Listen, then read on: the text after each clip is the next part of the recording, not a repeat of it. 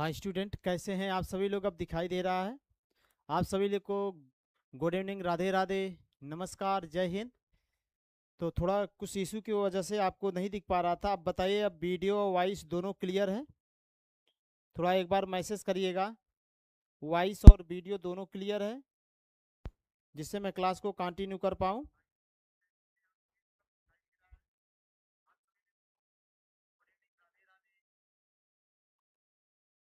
जी, अंकुश वर्मा कर सर, अब सही है सर।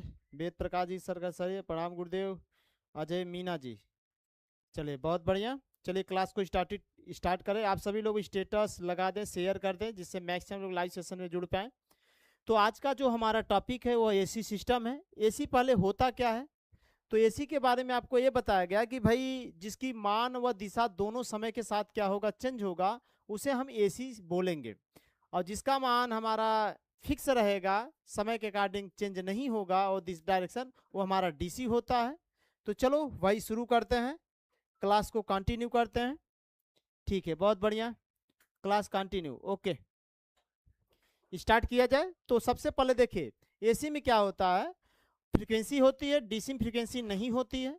और इसमें half positive half negative cycle होते हैं। जब कॉइल आपका आधे चक्र करेगा तो आपको हाफ पॉजिटिव मिलेगा, अब जैसे विपरीत दिशा में जाएगा तो हाफ निगेटिव साइकिल मिलेगा।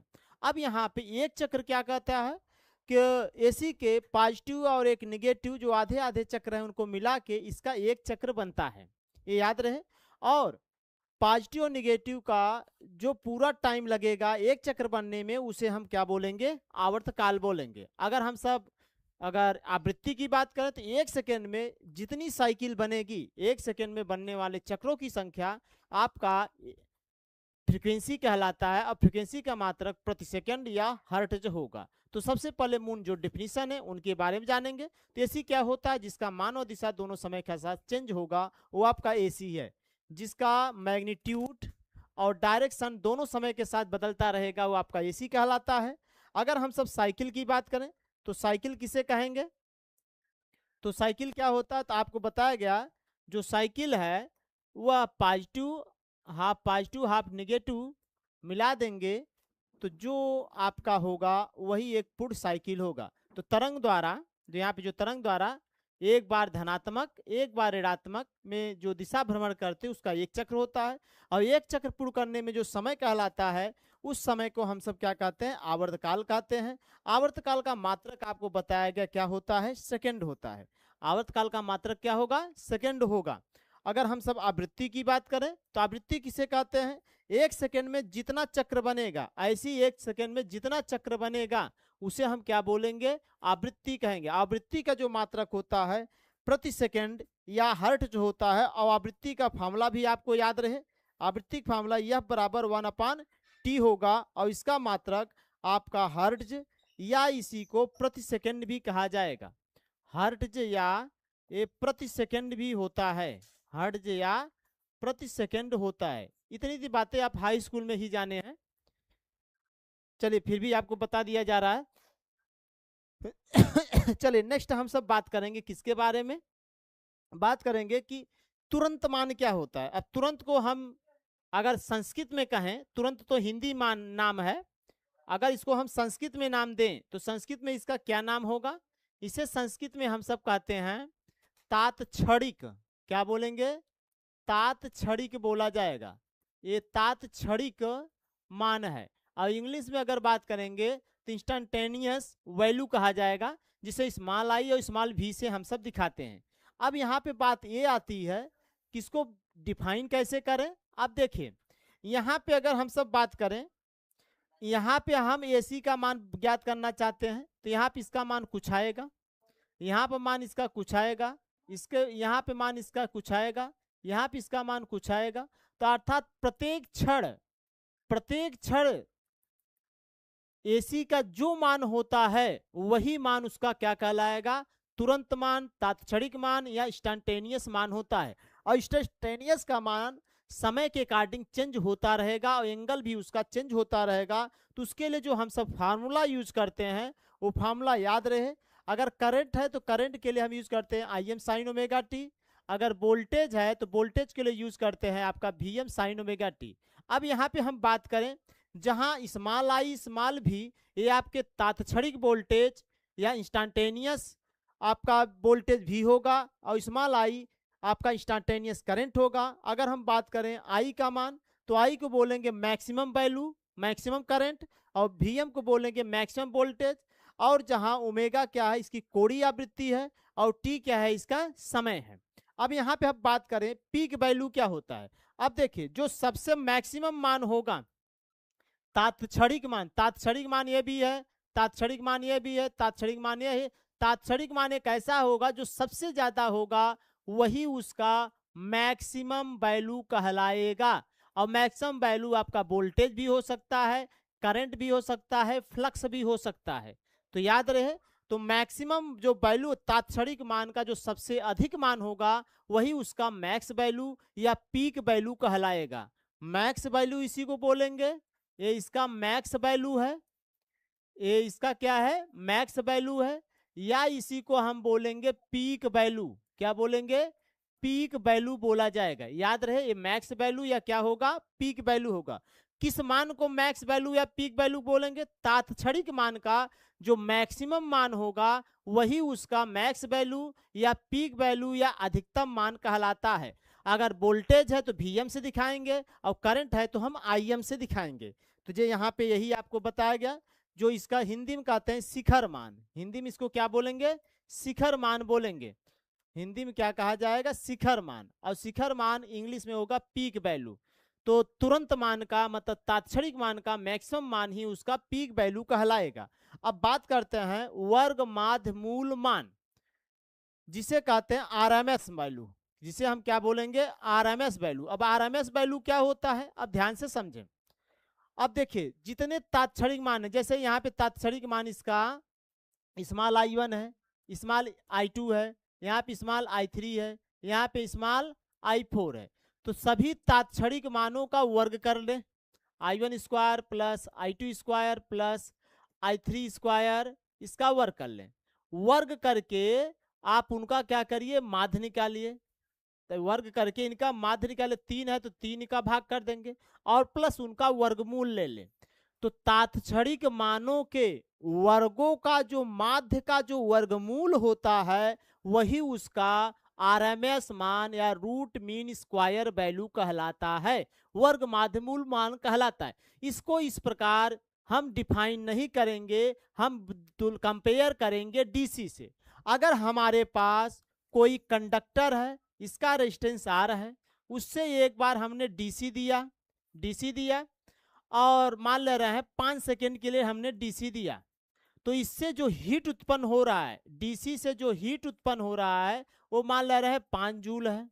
ठीक है, अब एक बार अगली बार अब एसी दे दीजिए तो एसी का ऐसा मान दें उतने ही रेजिस्टेंस से उतने ही टाइम में अगर एसी भी आपका वो 5 जूल हीट उत्पन्न करे, मतलब उनके द्वारा जो हीट जनरेट हो रहा है अगर बराबर हो डीसी के द्वारा प्रवाहित जो हीट है और एसी का ऐसा मान प्रवाहित हो जो डीसी के द्वारा उत्पन्न हीट के बराबर दे रहा है, तो एसी का उस समय जो तात्क्षणिक मान होगा वह उसका वर्ग माध्यमूल मान के बराबर होता है। एग्जाम में पूछेंगे तो डीसी में जो उत्पन्न हीट है वह एसी के तात्क्षणिक मान के हीट के अगर बराबर है तो एसी का वह तात्क्षणिक मान वर्ग माध्यमूल मान कहलाएगा। क्लियर बातें हो गई, क्लियर बातें हो गई। अंकुश सर आईटीआई इलेक्ट्रीशियन का बेस्ट बुक बता दीजिए। निम्मी पैटर्न बुक, निम्मी का बुक आप पढ़िए, निम्मी का बुक पढ़िए, निम्मी सबसे बेस्ट बुक है। उसके अलावा कोई बुक नहीं पढ़ना है, उसके अलावा कोई बुक नहीं पढ़ना है। आरएमएस मान होगा सर। सर प्रणाम, आदाब, सत श्री अकाल। समीम मल जी बहुत बढ़िया। आरएमएस मान होगा। आरएमएस मान क्या होता है दो प्रकार से, तात्क्षणिक मानों के वर्गों का माध्य का जो वर्गमूल होता है वो तात्क्षणिक मान होता है, लेकिन ये डिफाइन एग्जाम में नहीं पूछता है। डिफाइन ये पूछता है तात्क्षणिक मान का वह वैल्यू जो डीसी के उस वैल्यू के मान के बराबर होता है। अगर दिए गए रेजिस्टेंस में सेम टाइम में सेम अगर हीट उत्पन्न कर रहा है एसी डीसी के बराबर, तो आपका वो एसी का तात्क्षणिक मान वर्ग माध्यमूल मान के क्या होता है बराबर होता है। तो याद रहे तो यहाँ पे इसका मान आपका, हमारे पास साइनोसॉइडल है तो उसके लिए आरएमएस मान आपका बराबर होता है Im/√2, और वोल्टेज जो होगा वो आपका V1/√2 के क्या होता है, बराबर होता है। क्लियर बात है, ये याद रहे। अब यहाँ पे अगर हम सब बात करें एवरेज वैल्यू, अब एवरेज वैल्यू क्या होता है, औसत मान क्या होता है। औसत मान ध्यान से समझिए, अगर हम कोई कंडक्टर ले लें और कंडक्टर से एक बार हम इसमें क्या कर रहे हैं, डीसी प्रवाहित करें, और उससे एक एरिया ले ले, एक एरिया ले ले, उससे जितने चार्ज गुजरेंगे, अगर चार्ज इससे 5 कूलाम गुजर रहा है, अगर हम एसी प्रवाहित करें और उससे भी उस एरिया से 5 कूलाम अगर आवेश गुजर रहा है, तो यहाँ पे एसी के जो एसी का औसत मान है उस डीसी के मान के बराबर होता है, अगर किसी कंडक्टर के सेम एरिया से गुजरने वाले चार्ज बराबर होंगे। अगर चार्ज बराबर हैं तो आपका एसी का तात्क्षणिक मान उस डीसी के डायरेक्ट मान के बराबर। और एक बात बता दें, एसी का जो औसत मान होता है वास्तव में वो डीसी वैल्यू को बताता है। एसी का जो औसत मान है वो डीसी वैल्यू के बराबर होता है। एसी का जो मान है वो डीसी वैल्यू के क्या होता है, बराबर होता है। सर गणेश कुमार मौर्य, नमस्कार गणेश जी, बहुत बढ़िया, आप हमारे बहुत अच्छे स्टूडेंट हैं। चलिए अब यहाँ पे हम बात करते हैं, और इसको तात्क्षणिक मान के लिए एवरेज वैल्यू जो हम सब लिखते हैं वह होता है 2Im/पाई या 2Vm/पाई वोल्टेज के लिए। अब वेवफॉर्म क्या होता है, एसी धारा का या विभव का जो समय के साथ ग्राफिकल रूप होता है। कौन सा रूप होता है, जो ग्राफिकल रूप होता है, यहाँ जो ग्राफिक रूप बताता है वही उसका क्या होता है भाई, आपका वेवफॉर्म है। जैसे वेवफॉर्म है, ये ग्राफिकल जो फॉर्म होगा वही उसका वेवफॉर्म होता है। अब यहाँ पे बताया गया Im को बोलते हैं कि पीक वैल्यू, करंट का पीक वैल्यू, Vm को बोलेंगे वोल्टेज का पीक वैल्यू, IRMS और VRMS बोलेंगे आरएमएस वैल्यू, या इसे इफेक्टिव वैल्यू या प्रभावी मान भी कहा जाता है। याद रहे, आरएमएस वैल्यू को इफेक्टिव वैल्यू भी कहा जाता है, इफेक्टिव वैल्यू के नाम से या प्रभावी मान के नाम से भी हम जानते हैं। और आई जो एवरेज है वो औसत मान है, टी आवर्तकाल है या फ्रीक्वेंसी है, और फ्रीक्वेंसी 1/t के क्या होता है, बराबर होता है। जहां ओमेगा क्या है, एंगुलर फ्रीक्वेंसी या कोणीय आवृत्ति है, और ओमेगा बराबर होता है 2πf, और मात्रक होता है रेडियन पर सेकेंड। क्या होता है, रेडियन पर सेकेंड। तो चलिए इनको और ग्राफिकल रूप में देखते हैं। अब यहाँ पे हम सबसे पहले जानेंगे कि फेज और फेज डिफरेंट में अंतर क्या होता है। पहले तो जानना पड़ेगा फेज किसे कहते हैं। पहले तो हम जानेंगे फेज क्या होता है, फेज को पहले परिभाषित करेंगे, फिर उसके बाद फेज अंतर को हम परिभाषित करेंगे। पहले हम जानेंगे फेज को, फेज के बारे में। फेज क्या होता है, जिसे हम हिंदी में कहते हैं कला। फेज या इसी का नाम क्या है, कला। फेज या कला क्या होता है, पहले हमको जानना है। फेज या कला क्या होता है, फेज या कला किसे कहते हैं। देखिए, एसी के जो प्रत्येक क्षण की स्थिति को बताता है। जैसे मान लीजिए ये एसी आपका जा रहा है, यहाँ पे अगर हमको पता करना है इसकी पोजीशन, तो हम कहेंगे इसका इस समय यहाँ पे टाइम है 2 सेकेंड, और इसका जो करंट वैल्यू है मान ले रहे 1 एम्पियर है, और ये किस दशा में है, पॉजिटिव दशा में, डायरेक्शन में है, ये पॉजिटिव डायरेक्शन में। तो यहाँ पे इसकी पोजीशन ये हो गई। अगर यहाँ पे इसका थोड़ा आगे बढ़े तो वहाँ टाइम भी चेंज हो जाएगा, वैल्यू भी चेंज हो जाएगा, और उसकी पोजीशन, इसका एंगल इधर जा रहा था, अब इसका एंगल इधर हो जाएगा। तो फेज या कला क्या होता है, जो तात्क्षण, जो एसी के प्रत्येक क्षण की स्थिति को बताता है, जो एसी के प्रत्येक क्षण की स्थिति पोजीशन को बताता है, उसी को हम फेज या कला कहते हैं। तो याद रहे, फेज या कला होता क्या है, फेज या कला उसे कहते हैं जो एसी के स्थिति को बताता है कि वह किस स्थिति पर है, कितना मान है, कितना टाइम है, किस डायरेक्शन में है, किस एंगल पर है, वो बताएगा। वो उसका क्या होता है, कला होता है। और कला को ज्यादातर हम एंगल के द्वारा ही डिफाइन करते हैं कि इतने अंश के कोण पर इस दिशा में है। जैसे यहाँ पे इसको जो दिखाएंगे डिग्री में दिखाएंगे, या फिर हम रेडियन में दिखाते हैं। अब कलांतर क्या है, फेज अंतर क्या है, या फेज डिफरेंट क्या है, इसको बारे में कैसे जानेंगे। देखिए, तो उसके लिए दो आपको एसी अल्टरनेटिंग चाहिए। चाहे एक करंट हो जाए एक वोल्टेज हो जाए, या दो अलग अलग करंट हो जाए या दो अलग अलग वोल्टेज हो जाए, तो दो अलग अलग अल्टरनेटिंग अगर क्वांटिटीज हैं तो उनके बीच जो कोण में अंतर जो बताता है, जो फेज में अंतर बताता है, वही उसका फेज डिफरेंट या कलांतर कहलाता है। जैसे एक फेज वन एक वेव वन ये है, वेव टू है, अब इन दोनों में जो कलांतर होगा, कला में जो अंतर होगा, वही इसका फेज डिफरेंट होगा। जैसे इसकी पोजीशन यहाँ पे है और आपका इसका पोजीशन यहाँ पे, तो इनके बीच जितना डिफरेंट आएगा वही उसका कलांतर कहलाएगा। अब इसको हम फार्मूले के रूप में, एग्जाम के रूप में कैसे आता है उसको आइए समझते हैं। जैसे हम मान ले रहे हैं एक आपका यहाँ पे क्या है, वोल्टेज V1 है और एक वोल्टेज यहाँ V2 है, तो इनके बीच जो अगर हम कलांतर की बात करेंगे, तो इनके बीच अगर हम कलांतर निकालना चाहें, अगर कलांतर निकालना चाहें तो कलांतर कितना हो जाएगा, कलांतर को हम सब दिखाते हैं डेल फाई से। किससे दिखाएंगे, डेल फाई से। तो डेल फाई बराबर हो जाएगा, इनका जो अंतर आएगा आपका V2 माइनस, रुके रहो भाई, जैसे इनके बीच कलांतर तो सीधे सीधे दिख रहा है कि भाई इनका फाई दिख रहा है, इनके बीच जो एंगल है दोनों के बीच कितना है, फाई है। अब इसको समझने के लिए कैसे बनाएंगे, तो पहले हम सब एग्जाम्पल लेंगे। तो एग्जाम्पल के रूप में हमारा क्या होगा, पहले ध्यान से समझे। जैसे हम मान ले रहे हैं हमारे पास V1 है और V1 बराबर ये है Vm साइन ओमेगा टी है, और जो V2 है वो बराबर है Vm sine omega t plus phi है, प्लस क्या है, फाई है।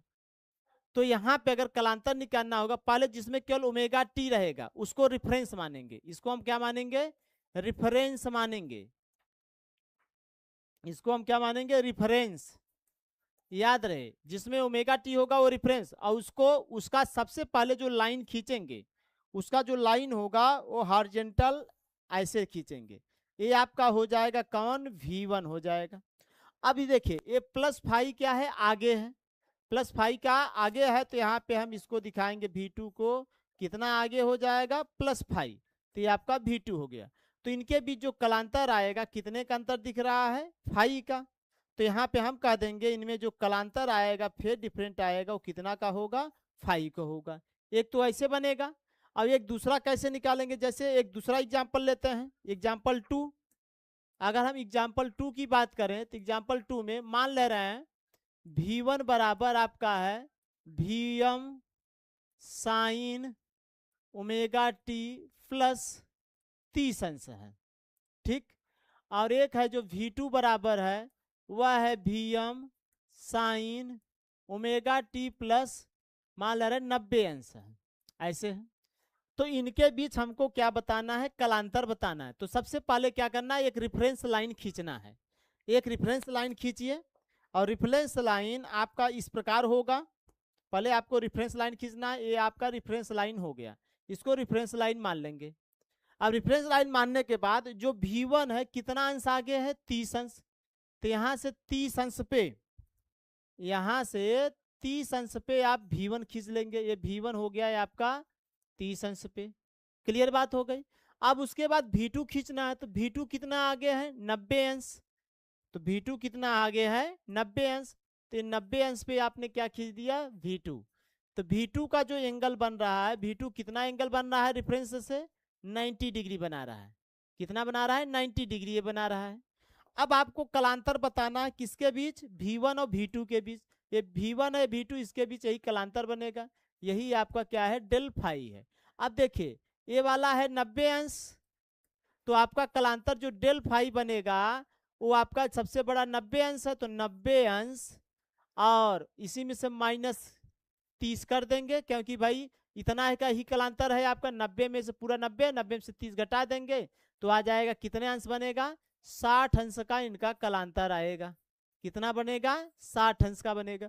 और एक और एग्जाम्पल लेते हैं, एक और एग्जाम्पल लेते हैं, एग्जाम्पल 3 लेते हैं। अगर कलांतर बताना, जैसे V1 बराबर है Vm sine omega t plus 30 अंश, मान लीजिए वही सेम है, ठीक है। और जो V2 है वो लेते हैं, मान लीजिए Vm sine omega T minus 30 अंश। अब इनके बीच कलांतर कैसे निकालेंगे, अब इसको कैसे निकालेंगे? अब देखिए, तो सबसे पहला काम क्या होगा, आपको एक रेफरेंस लाइन खींचना है। ये रेफरेंस लाइन हो गया, रेफरेंस लाइन। अब यहां से पहले जो प्लस है उसको पहले खींचे, V1 प्लस है तो V1 को दिखा दीजिए, V1 हो गया 30 अंश का, ठीक है। अब V2 माइनस 30 अंश, रेफरेंस से नीचे जाएंगे माइनस 30 अंश, ये आपका V2 हो गया, ये आया कितना 30 अंश। अब V1 और V2 के बीच कलांतर देखना है, तो V1 और V2 के बीच कलांतर देखना है, तो यही आपका क्या है, डेल फाई। अब यहाँ डेल फाई क्या होगा, दोनों एक साथ जुड़ जाएंगे, तो यहाँ पे हो जाएगा 30 प्लस 30, तो आ जाएगा कितना 60 डिग्री कलांतर होगा। तो आप इस प्रकार फेजर बना के इनका कलांतर बता सकते हैं। आपको आशीर्वाद भाई, धीरज कुमार जी आपको आशीर्वाद, कैसे हैं आप? चलिए इस प्रकार हम कलांतर निकालते हैं। पहले कला या फेज क्या होता है, जो तात्क्षणिक मान को इंस्टेंटेनियस, जितने अल्टरनेटिव क्वांटिटीज है जिनके पोजीशन को बताता है, वो आपका कला होता है या फेज होता है। और जो दो फेजों के डिफरेंट को बताता है वही उनका फेज डिफरेंट होता है। अब फेज डिफरेंस निकालने के लिए पहले एक रेफरेंस मानेंगे, उनका जो समीकरण दिया है उसी के आधार पे प्लस है तो ऊपर दिखा देना है, माइनस है तो नीचे दिखा देना है। फिर उन दोनों को देखेंगे जुड़ने, अगर एक साथ है जुड़ जाएंगे, अगर एक ही दिशा में जा रहे हैं तो पहले बड़े वाले में से छोटे वाले को घटा देंगे, तो उनका हमको कलांतर पता चल जाएगा। क्लियर बात है? तो चलिए अब आगे बढ़ते हैं। अब आगे जानना है हमको इनके सभी जितने मान है आपके साइनोसॉइडल, चूंकि ऐसा जो तरंग बनेगा जिसमें साइन आएगा वो साइनोसॉइडल होता है, तो साइनोसॉइडल के सभी मान को देखेंगे। अब जैसे इसका जो आरएमएस मान होता है, जो आपकी पहले ही बताया गया, ये होता है Vm/√2 या 0.707 Vm के क्या होगा, बराबर होगा, क्या होगा, बराबर होगा। और इसका अगर हम बात करें तो यहाँ पे दिखाया गया वैल्यू जो है वो शिखर मान का 0.7 गुना होता है। अगर इनका एवरेज मान बताएं तो एवरेज मान होता है 2 Vm/π या 0.637 होता है, और पीक वैल्यू का 0.637 गुना होता है। फॉर्म फैक्टर क्या होता है, फॉर्म फैक्टर याद रहे, आरएमएस वैल्यू अपान एवरेज वैल्यू, चाहे वोल्टेज हो चाहे करंट हो, आरएमएस वैल्यू और एवरेज वैल्यू का जो रेशियो होता है वही उसका फॉर्म फैक्टर, आकृति गुणांक या रूप गुणांक कहलाता है। इसका मान आता है साइनोसॉइडल के लिए 1.11 के लगभग बराबर होता है। अगर हम सब पीक फैक्टर की बात करें तो पीक फैक्टर होता है peak value upon RMS value, peak value upon RMS value जो होगा वो आपका क्या होगा, पीक फैक्टर होगा। इसका साइनोसॉइडल के लिए 1.414 वैल्यू होता है। क्लियर? जबकि इसकी अगर रियल बात करें तो लगभग 2 घंटे 1 घंटे की क्लास केवल इनके वैल्यू पे ही चलता है, जिनसे न्यूमेरिकल भी बनते हैं, लेकिन आपके एग्जाम के लिए उतना नहीं है क्योंकि अब टाइम कम है, इसलिए आपको जो जो एग्जाम व्यू से ज़्यादा जरूरी है उन्हीं को हम सब देखने का प्रयास करेंगे। और याद रहे यहाँ पे आपका जो आरएमएस वैल्यू होगा वो पीक वैल्यू, आरएमएस और एवरेज वैल्यू सब पीक वैल्यू क्या होंगे, आपके पीक वैल्यू से कम होंगे। तो याद रहे Vrms जो वैल्यू होता है वो आपका पीक वैल्यू से छोटा होता है, और एवरेज मान शुद्ध डीसी मान के बराबर होता है, सदा याद रहे। जो ये एसी का एवरेज मान है वो शुद्ध डीसी मान के क्या होगा, बराबर होगा। और साइनोसॉइडल के लिए फॉर्म फैक्टर 1.11, पीक फैक्टर आपका 1.414 होता है, ये आपको याद रहना चाहिए। क्लियर बात है? तो ये ज्यादा सबसे ज्यादा क्वेश्चन जो आते हैं उन्हीं को हमने यहाँ पे हाईलाइट किया, जैसे RMS value, average value, form factor और इनका peak factor. Form factor RMS upon average, peak factor मतलब peak value upon RMS value का जो रेशियो होगा वो कहलाएगा। क्लियर बात है? और आरएमएस वैल्यू पीक वैल्यू से भी कम रहेगा और एवरेज वैल्यू भी पीक वैल्यू से कम रहेगा। एक पूर्ण साइकिल के लिए एवरेज वैल्यू 0 होता है। एक पूर्ण साइकिल के लिए, एक पूर्ण साइकिल के लिए, एक पूर्ण चक्र के लिए, चक्र के लिए औसत मान, याद रहे औसत मान 0 होता है। औसत मान क्या होता है, 0 होता है। क्लियर बात है? चलिए आगे बताइए। अब आगे आपका आ गया कि भाई कंपैरिजन करना है आपके जितने सर्किट हैं। प्योर रेजिस्टिव सर्किट होता है, तो सबसे पहले हम बात करेंगे प्योर रेजिस्टिव सर्किट। अगर हमारे एसी सप्लाई से केवल रेजिस्टेंस जुड़ा हो, एसी सप्लाई से केवल इंडक्टर जुड़ा हो, एसी सप्लाई से केवल कैपेसिटर जुड़ा हो, तो उसे प्योर सर्किट बोलेंगे। Pure resistive circuit, pure inductive circuit, pure capacitive. अब मिक्स भी जुड़ सकते हैं, रेजिस्टेंस और इंडक्टर भी जुड़ सकता है, रेजिस्टेंस और कैपेसिटर भी जुड़ सकता है, रेजिस्टेंस, इंडक्टेंस, कैपेसिटर और इंडक्टर तीनों जुड़ सकते हैं। इन सब के बारे में एक एक करके हम सब देखेंगे। अब ध्यान से समझे, पहले इन सभी के बारे में एक बार देख लेते हैं, फिर आगे इनके ग्राफ पे आते हैं। देखिए, सबसे पहले हम सब बात करने जा रहे हैं pure resistive circuit. Pure resistive circuit की बात करेंगे, ठीक है, प्योर रेजिस्टिव सर्किट। अब प्योर रेजिस्टिव सर्किट में क्या होता है, ये देखिए यहाँ पे क्या होगा आपका, अगर मान लीजिए रेजिस्टेंस है, केवल एसी सप्लाई से आपका रेजिस्टेंस जुड़ा हो, इधर का वोल्टेज भी और ये रेजिस्टेंस आर है, वोल्टेज में जो रेजिस्टेंस में जो वोल्टेज लगेगा वो वी आर है, और इसमें करंट जो जा रही है मान ले रहे हैं आई है। क्लियर बात है। तो इनमें इस प्रकार इनका अगर हम सब देखते हैं, इनका जो डेरिवेशन आता है, तो वोल्टेज और जो इसमें करंट जाती है दोनों एक डायरेक्शन में होते हैं। तो इनके बीच जो कलांतर आता है, जिनके बीच जो कलांतर आएगा डेल फाई, वो आपका शून्य आता है। इनके बीच जो कलांतर आएगा वो कितना आएगा, शून्य आएगा। तो इनका जो अगर पावर फैक्टर की बात करें, अगर इनका पावर फैक्टर की बात करें, पावर फैक्टर ये होता है जो वोल्टेज और करंट के बीच कोण की कोजिया को बताता है। पावर फैक्टर होता है इनका कास 0 बराबर आता है 1। इनका जो कास फाई आएगा वो आपका क्या आएगा, 1 आएगा। और इसमें आपका जो प्रतिबाधा है, टोटल सर्किट की जो बाधा है, इसमें जो प्रतिबाधा है वो Z बराबर आपके R के होता है। जितना रेजिस्टेंस होगा वही इसकी पूरे सर्किट की क्या होगी, प्रतिबाधा होगी। पूरे सर्किट की जो प्रतिबाधा होगी उसको हम Z से दिखा रहे हैं। अब बात करते हैं यहाँ पे प्योर, सेकेंड है हमारा pure inductive circuit. Pure inductive circuit की बात करेंगे, प्योर इंडक्टिव सर्किट की बात करेंगे, प्योर इंडक्टिव सर्किट। अब प्योर इंडक्टिव सर्किट में क्या होता है, केवल इंडक्टर जुड़ा हो, इंडक्टर केवल जुड़ा हो और उससे सप्लाई आपका एसी जुड़ा हो, उसका वोल्टेज मान लें V है, करंट इसमें आई जा रही है, और इंडक्टर के सिरों पर जो वोल्टेज आ रहा है वो आपका मान ले रहे VL है। इसमें आपका जो वोल्टेज है, इंडक्टर में जो वोल्टेज है VL, और इसमें जो करंट है वो 90 डिग्री लैग करता है। तो याद रहे, इसमें जो IL करंट है, ये IL करंट है, इसमें रेजिस्टिव करंट IR है, और इसमें ये IR है, और ये वोल्टेज क्या था आपका VR है। तो याद रहे इनके भी 90 डिग्री का कलांतर होता है। तो इंडक्टर के प्योर शुद्ध आपका प्रेरकी परिपथ में आपका जो करंट होता है वह वोल्टेज से 90 डिग्री लैग करता है। तो यहाँ पे हम कहेंगे इनके भी जो कलांतर होगा, अगर कलांतर की बात करें तो कलांतर फाई बराबर 90 डिग्री लैग। 90 डिग्री लैग कौन होगा, करंट होगा। तो इसमें अगर हम बात करें कास फाई का, तो कास फाई बराबर आपका क्या आ जाएगा, कास फाई, फाई के मान 90, अर्थात इसमें जो पावर फैक्टर आएगा वो आपका 0 आएगा। तो याद रहे आपका प्योर इंडक्टिव सर्किट में पावर फैक्टर क्या होता है, 0 होता है, और कलांतर कितना आएगा, 90 डिग्री लैगिंग होगा, करंट लैग करेगा।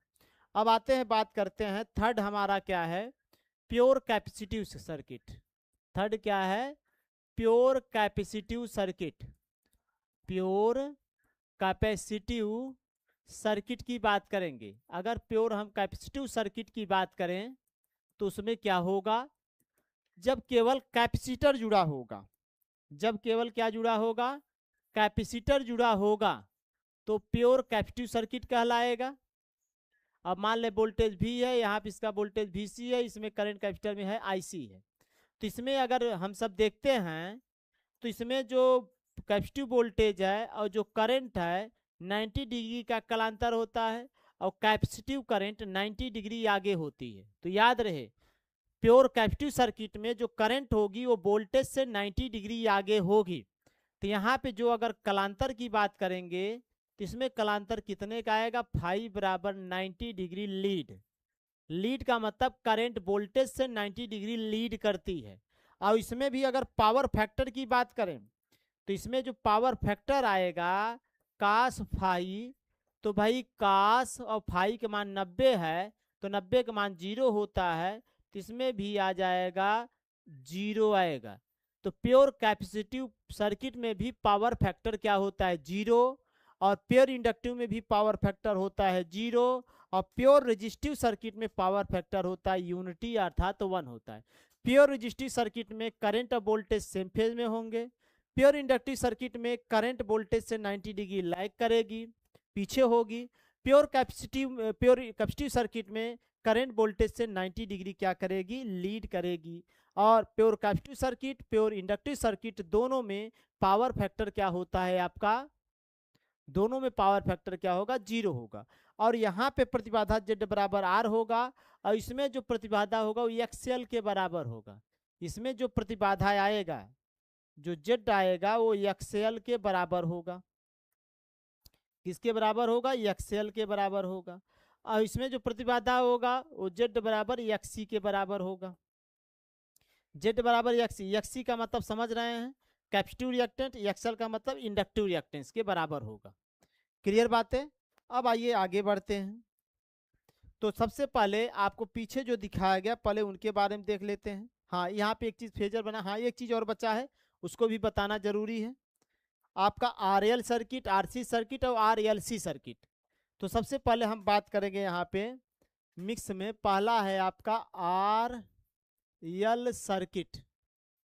RL सर्किट की बात करेंगे। अब RL सर्किट क्या होगा, जब AC सर्किट में R जुड़ा हो और L जुड़ा हो, जब R जुड़ा हो और क्या जुड़ा हो, L जुड़ा हो,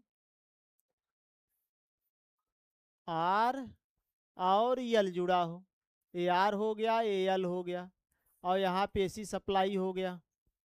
और टोटल वोल्टेज मान लें V है, इस पर VR वोल्टेज, इस पे VL वोल्टेज, और जो करंट होगी दोनों में समान होगी वो करंट मान ले रहे हैं I। क्लियर बात।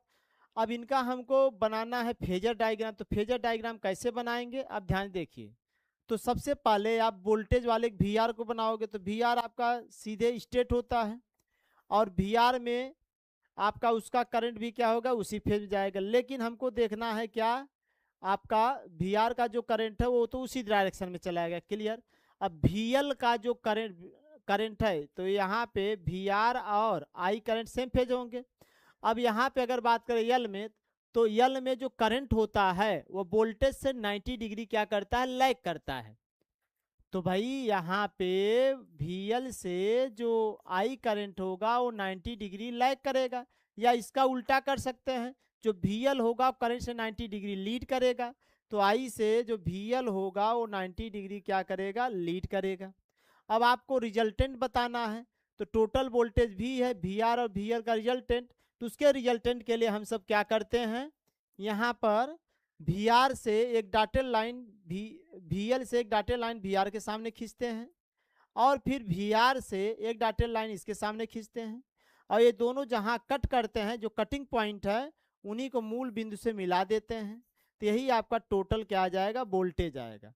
अब इनके बीच कालांतर मान ले रहे हैं क्या बन रहा है, फाई बन रहा है।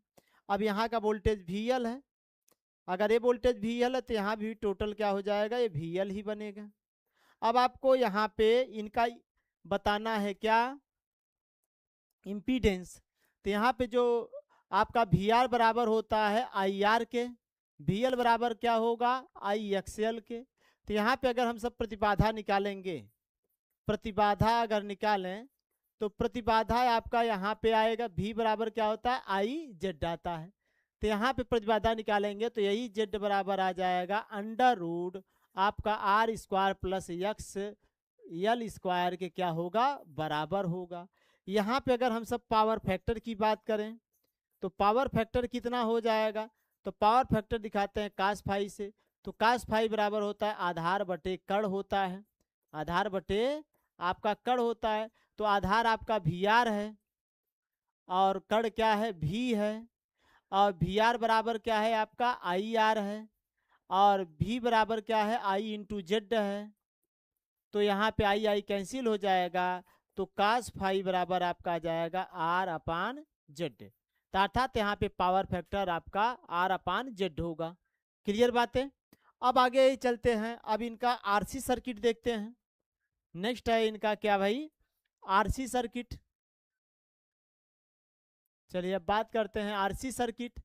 तो आरसी सर्किट में क्या होता है भाई, जब सर्किट में आर भी रहेगा और कैपेसिटर भी रहेगा, सर्किट में आपका रेजिस्टेंस भी रहे और कैपेसिटर भी रहे, तो आपका ये आरसी सर्किट होगा। यहाँ पे एसी वोल्टेज दे दिए भी, और यहाँ पे एक चीज़ और बताया गया कि रेजिस्टेंस पे जो वोल्टेज आएगा वी आर, कैपेसिटेंस पे जो जीरो वोल्टेज आएगा वी सी, और दोनों में करंट क्या होगी सेम।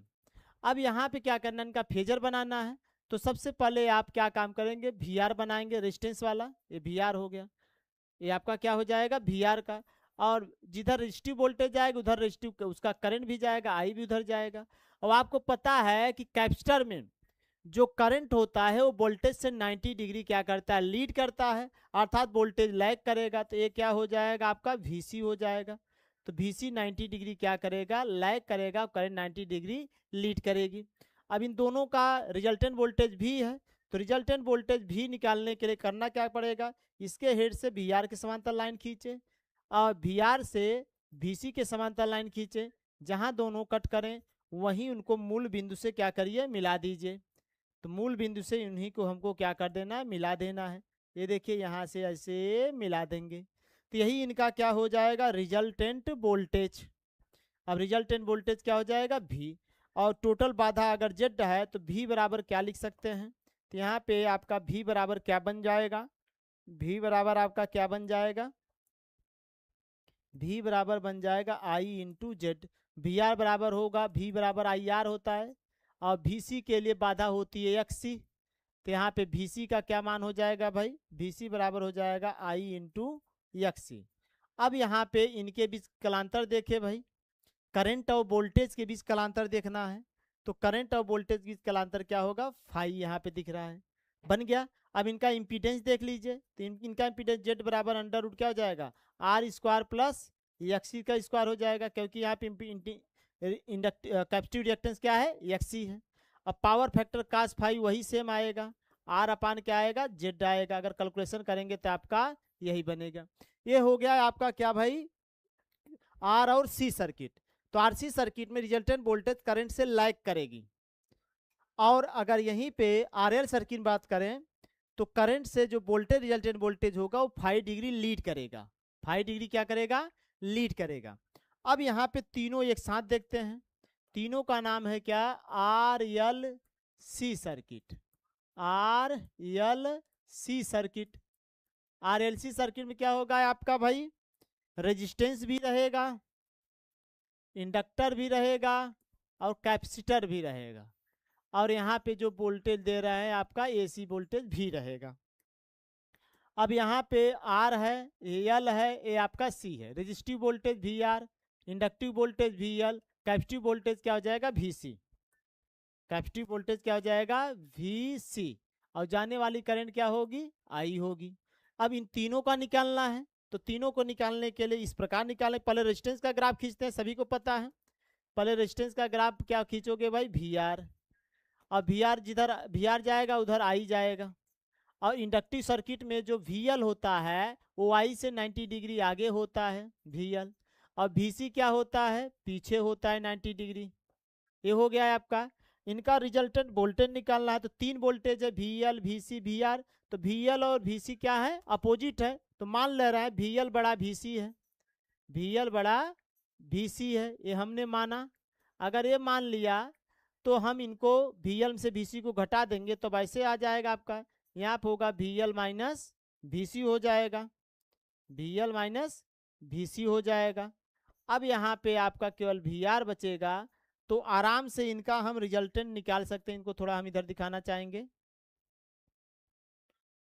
इनको हम थोड़ा इधर दिखाएंगे, इधर इनका क्या रहेगा, V L minus V C, V L minus V C रहेगा।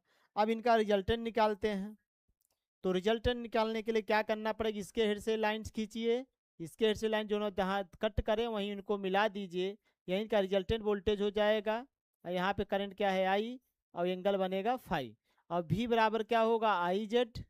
और बाकी तो आपको पता है, यहाँ भी आपका कास फाई का मान क्या आएगा, कास फाई बराबर यहाँ भी आपका आएगा आर बाई जेड आएगा। और यहाँ पे जेड का मान कितना होगा, under root R square plus, अब यहाँ पे हो जाएगा V L minus V C, XL minus XC, XL minus XC हो जाएगा। तो यहाँ पे एक्सएल माइनस एक्सी का होल स्क्वायर, ये इनका इम्पीडेंस होगा, और पावर फैक्टर उसी के आधार पर हम सब लेंगे। ठीक है, तो यहाँ तक बातें क्लियर हुई। ये थोड़ा एसी सर्किट है, एसी सर्किट में हमको उनका फेज एंगल फेजर के द्वारा ही बताना पड़ता है, जिससे उनका न्यूमेरिकल हम सही से सॉल्व कर पाएँ। अब आइए जो हम सब शुरुआत में देखे थे उन्हीं के बारे में एक बार और देख लेते हैं। देखिए, तो आपको क्या क्या बताएगा, जो यहाँ पे डाटा दिए हैं वही डाटा आपको ध्यान देना है, और बाकी जो बताया है वो समझने के लिए था। तो प्योर रेजिस्टिव सर्किट में जेड इम्पीडेंस बराबर आर के होगा, धारा और वोल्टेज क्या होंगे, एक फेज में होंगे, उनके बीच कलांतर 0 होता है, ये आपको ये बताया गया। फिर बताया गया pure capacitive pure inductive circuit में, प्योर इंडक्टिव सर्किट में आपका जेड बराबर एक्सएल के होगा, और एक्सएल की जगह ओमेगा एल लिख सकते हैं, जहाँ पे एक्सएल प्रेरक रिएक्टेंस है। और बताया गया कि 90 डिग्री ये क्या होता है, लैग करता है, जहाँ लैग आएगा वहाँ प्लस लिखा जाएगा, जहाँ लैग आएगा वहाँ प्लस लिखा जाता है। एसी में धारा वोल्टेज से 90 डिग्री क्या होती है, पीछे होती है। अब आते हैं प्योर कैपेसिटिव सर्किट में। तो प्योर कैपेसिटिव सर्किट में आपका क्या होता है भाई, प्योर कैपेसिटिव सर्किट में क्या होता है, इम्पीडेंस जो होगा वो एक्सी के बराबर होगा। किसके बराबर होगा, एक्सी के बराबर, एक्सी का मान 1/ओमेगा c होता है, और एक्सी को कहते हैं कैपेसिटिव रिएक्टेंस बोलते हैं। और इसमें करंट क्या होता है, 90 डिग्री लीड करता है वोल्टेज से, इसमें करंट वोल्टेज से 90 डिग्री क्या करता है, लीड करता है। ये देखो नहीं सॉरी, ये देखो धारा वोल्टेज से क्या करेगा, 90 डिग्री आगे रहता है करंट इसमें, और इंडक्टर में क्या होता है, पीछे रहता है। अगर आरएल सर्किट की बात करें तो आरएल सर्किट में बताया गया कि भाई जो इम्पीडेंस होगा R square plus XL square के बराबर होगा, और एक्सएल ओमेगा एल के बराबर तो होता ही है, आपको पता है। और इसमें 5 डिग्री से पीछे रहती है धारा, धारा जो होगी एक्सएल आपका आरएल सर्किट में वो 5 डिग्री वोल्टेज से क्या रहेगा, पीछे रहेगा। और 5 डिग्री आगे किस में होगा, आरसी में। ये देखो आपका जो आरसी सर्किट है, आरसी सर्किट में यहाँ पे impedance R square plus XC square होगा, और जो धारा होगा वोल्टेज से 5 डिग्री से आगे, इसमें जो वोल्टेज से 5 कोण से क्या होता है, धारा आपका आगे होता है। क्लियर बात है, धारा जो वोल्टेज होगा 5 डिग्री क्या होगा, आगे होगा। तो इतनी बातें हमारी हो गई, यही जो हमने आपको डिटेल में वहां पे समझाने का प्रयास किया। चलिए आगे बढ़ते हैं, आगे बढ़ते हैं। अब इनका फेजर इधर दिखाया गया, देखिए आपको बताया गया प्योर रेजिस्टिव सर्किट, इधर प्योर रेजिस्टिव सर्किट है, एक ही फेज में होंगे, एक ही फेज में होंगे। इधर प्योर इंडक्टिव सर्किट, वी आई से 90 डिग्री क्या करता है, वोल्टेज से करंट 90 डिग्री लैग करेगा, यहाँ करंट लीड करेगा 90 डिग्री, करंट क्या करेगा, लीड करेगा। और यहाँ पे आरएल सर्किट की अगर बात करें तो आरएल सर्किट में करंट 5 डिग्री क्या करेगा, लैग करेगा। ये देख लो, भी करंट से 5 डिग्री आगे होगा या करंट लैग करेगा। यहाँ भी क्या होगा भाई, रिजल्टेंट बोले करंट से क्या करता है, भी आई से 5 कोण से पीछे रहती है, भी आई कोण से यहाँ पीछे है, और यहाँ पे भी आई कोण से क्या है, भी आगे है। और करंट क्या है भाई आपका, करंट तो आगे है लेकिन भी क्या रहेगा, पीछे रहेगा, वहाँ पे भी आगे दिखाया गया है। और बाकी आपका ये आरएलसी है, तो आरएलसी एक्सएल बराबर होगा एक्सी, तो लैगिंग, एक्सी बराबर होगा एक्सी, तो क्या होगा, ये लीडिंग होगा। इतनी बातें हमारी ये पीछे बताई गई। एसी में सबसे ज़्यादा आपका यही होता है फेजर डायग्राम। अब एसी में 3 पावर होते हैं, एक्टिव पावर, रिएक्टिव पावर और ऑपरेंट पावर। तीनों पावर का हमको फार्मूला जानना है, और कहाँ कहाँ यूज होता है उनके बारे में जानना है। चलिए आगे बढ़ते हैं। अब यहाँ पे सबसे अच्छा है, सबसे पहले रिजोनेंस जान लेते हैं। अब रिजोनेंस क्या होता है? अचानक आवृत्ति का बढ़ना, अचानक वोल्टेज का बढ़ना, अचानक इनके फ्रीक्वेंसी में चेंज होना। तो सबसे बड़ा मैटर है कि जब इनके रिएक्टिव कंपोनेंट होते हैं, किस में पाए जाते हैं? इंडक्टर और कैपेसिटर में। इनके जो जैसे वोल्टेज और करंट, अगर हम बात करें, अगर इनके सर्किट में सीरीज रिजोनेंस की बात कर रहे हैं, तो उसमें चाहे पैरेलल रिजोनेंस की बात करें, तो उनके जो रिएक्टिव कंपोनेंट हैं आपस में अगर बराबर हो गए तो अचानक फ्रीक्वेंसी का मान क्या हो जाएगा? बढ़ जाएगा। जिस आवृत्ति पे इनके करंट और वोल्टेज चेंज हो जाते हैं, अचानक बढ़ जाते हैं, उसे हम बोलते हैं उन्हें, और या घट भी जाते हैं, उस फ्रीक्वेंसी को हम बोलते हैं रिजोनेंस फ्रीक्वेंसी। पहले रिजोनेंस क्या होता है? चाहे एसी का सीरीज सर्किट हो चाहे पैरेलल सर्किट हो, अगर उनके रिएक्टिव कंपोनेंट आपस में बराबर हो जाएंगे तो अचानक करंट बढ़ जाएगा। वोल्टेज बढ़ना ही उनका कहलाता है रिजोनेंस। और जिस फ्रीक्वेंसी पर ये सब वोल्टेज और करंट बढ़ेगा, उस फ्रीक्वेंसी को हम सब रिजोनेंस फ्रीक्वेंसी के नाम से हम जानेंगे। देखिए, तो यहाँ पे यही है, सीरीज रिजोनेंस में इनका एक्सएल बराबर एक्सी के होता है। अब एक्सएल बराबर एक्सी कब आएगा? जब इनका VL बराबर VC हो जाएगा। जब इनका क्या होगा? यहाँ पे VL बराबर VC, जहाँ ये इंडक्टिव वोल्टेज है, कैपेसिटिव वोल्टेज है, ये सब इनके रिएक्टिव कंपोनेंट हैं। इंडक्टर का रिएक्टिव कंपोनेंट VL है, कैपेसिटर का है VC। जब आपस में बराबर हो जाएंगे तो जीरो हो जाएगा, ये दोनों कैंसिल, तो केवल वोल्टेज और करंट बचेगा। और वोल्टेज करंट जब सेम फेज में हो जाएंगे तो आपका हो जाएगा प्योर रेजिस्टिव। और प्योर रेजिस्टिव में पावर फैक्टर होता है यूनिटी। तो याद रहे, तो VL और VC वह विपरीत दिशा में होंगे, 180 से अंश होंगे, तो उस समय अचानक वोल्टेज और करंट में परिवर्तन होगा। और जिस फ्रीक्वेंसी पे परिवर्तन होगा उस फ्रीक्वेंसी को हम बोलेंगे अनुनादी आवृत्ति या रिजोनेंस फ्रीक्वेंसी बोलेंगे। ये देखिए, तो इसमें और करंट अधिकतम मान पे पहुंच जाता है। इसमें इंपीडेंस क्या होगा? मिनिमम। इनमें इंपीडेंस घट जाएगा और करंट का मान क्या हो जाएगा? अधिक हो जाएगा। करंट का मान अधिकतम होगा और इंपीडेंस का मान न्यूनतम होगा। याद रहे, सीरीज रिजोनेंस में इंपीडेंस न्यूनतम होती है, करंट क्या होती है? मैक्सिमम होती है। जैसा कि यहाँ पे इनका फेजर बना के आपको दिखाया गया, ये भी याद रहे। इनके रिएक्टिव कंपोनेंट VL और VC हैं। और इसमें जो आवृत्ति आती है ये भी याद रहे, आपका F0/1/2π√LC। L इंडक्टेंस है, C कैपेसिटेंस है, और बाकी 2π तो आप जानते हैं अंक है। अब आगे जा बात करते हैं समांतर अनुनादी में क्या होगा। इनके रिएक्टिव कंपोनेंट IC और IL होंगे, वो आपस में बराबर होंगे। और कैसे बराबर होंगे ये देख लीजिए, यहाँ पे है, जब IC और IL बराबर, समांतर में करंट बराबर होते हैं और पैरेलल सीरीज में वोल्टेज बराबर होते हैं, तब जाके रिजोनेंस की घटना घटित होती है।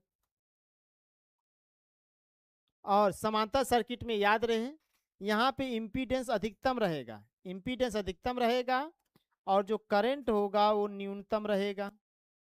जबकि सीरीज में क्या है, आपका इंपीडेंस न्यूनतम रहेगा और करंट मैक्सिमम रहेगा। और पैरेलल में इंपीडेंस मैक्सिमम, करंट क्या होगा? मिनिमम होगा। अब इनका आइए एक फेजर के द्वारा हम सब समझते हैं। किसके द्वारा समझेंगे? फेजर के द्वारा। ये देखिए बनाया गया है रिजोनेंस का। इनका भी ये याद रहे, सबसे पहले जो याद करने वाली बातें हैं उनको पहले मैं आपको बता देता हूँ, फिर आगे बढ़ता हूँ। देखिए, ये सीरीज रिजोनेंस का पूरा वैल्यू दिया गया, इसमें देखिए ये फ्रीक्वेंसी दिया गया है। जब XL बड़ा XC होगा तो ये इंडक्टिव रीजन में होगा। यहाँ रिजोनेंस फ्रीक्वेंसी पर यहाँ पे इंपीडेंस मिनिमम है। इंपीडेंस क्या होगा? मिनिमम, मतलब रेजिस्टेंस के बराबर है।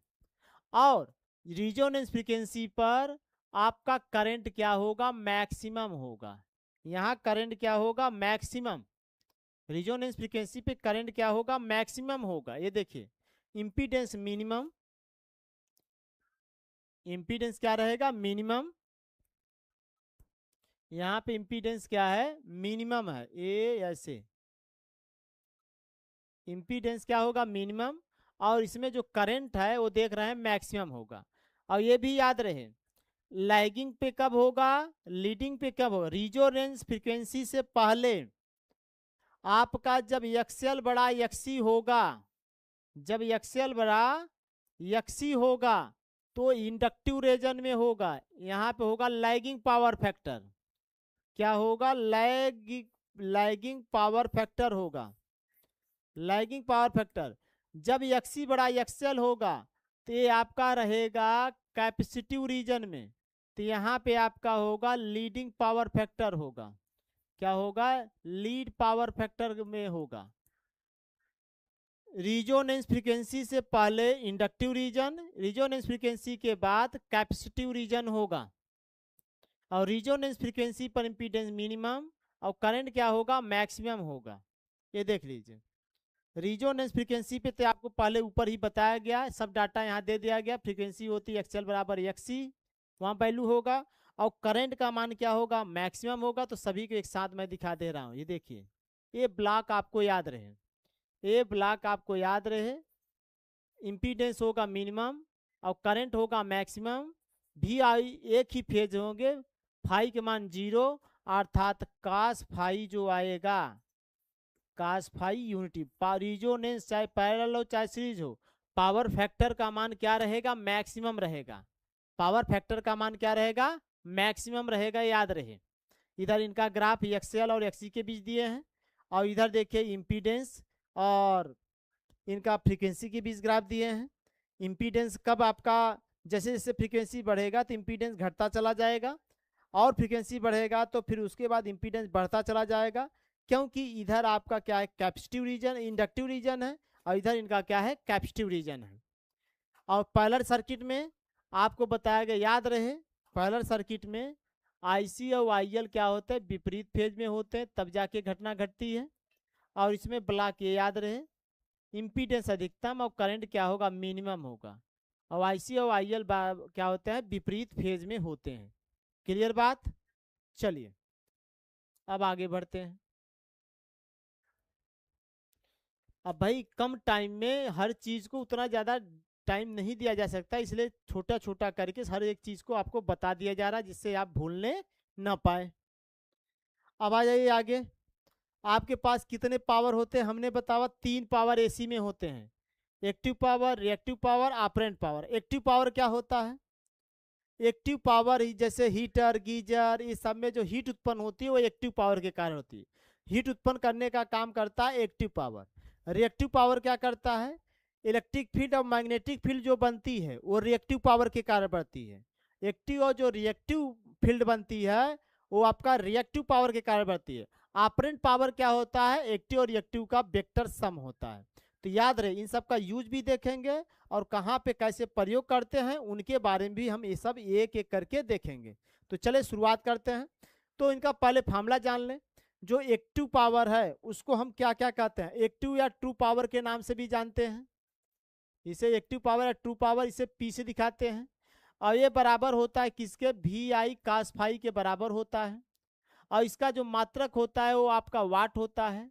इसे उपयोगी शक्ति कहते हैं, जो वास्तविक कार्य करता है, यही हीट जनरेट करने, हीट जहां पे उत्पन्न होगा वो आपका समझ लीजिए वही आपका एक्टिव पावर है। और जहां पे वर्क होगा, जैसे शाफ्ट घूम गया, ये वर्क करा रहा है, प्रकाश दे रहा है, हीट उत्पन्न हो रहा है, ये सब जान लीजिए एक्टिव पावर होता है।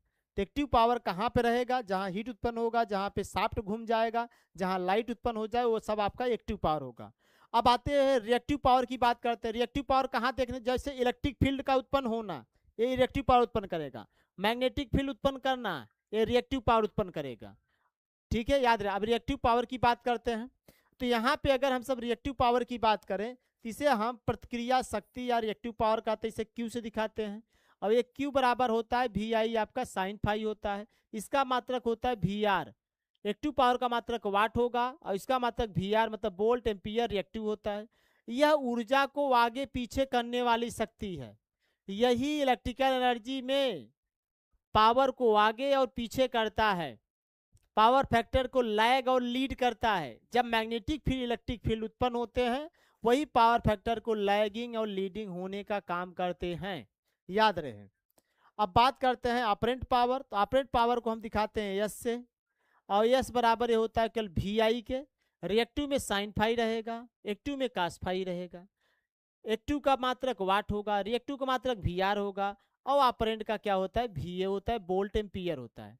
यह कुल शक्ति जो स्रोत से लोड तक जाती है वही आपकी क्या होती है, ऑपरेंट पावर होती है।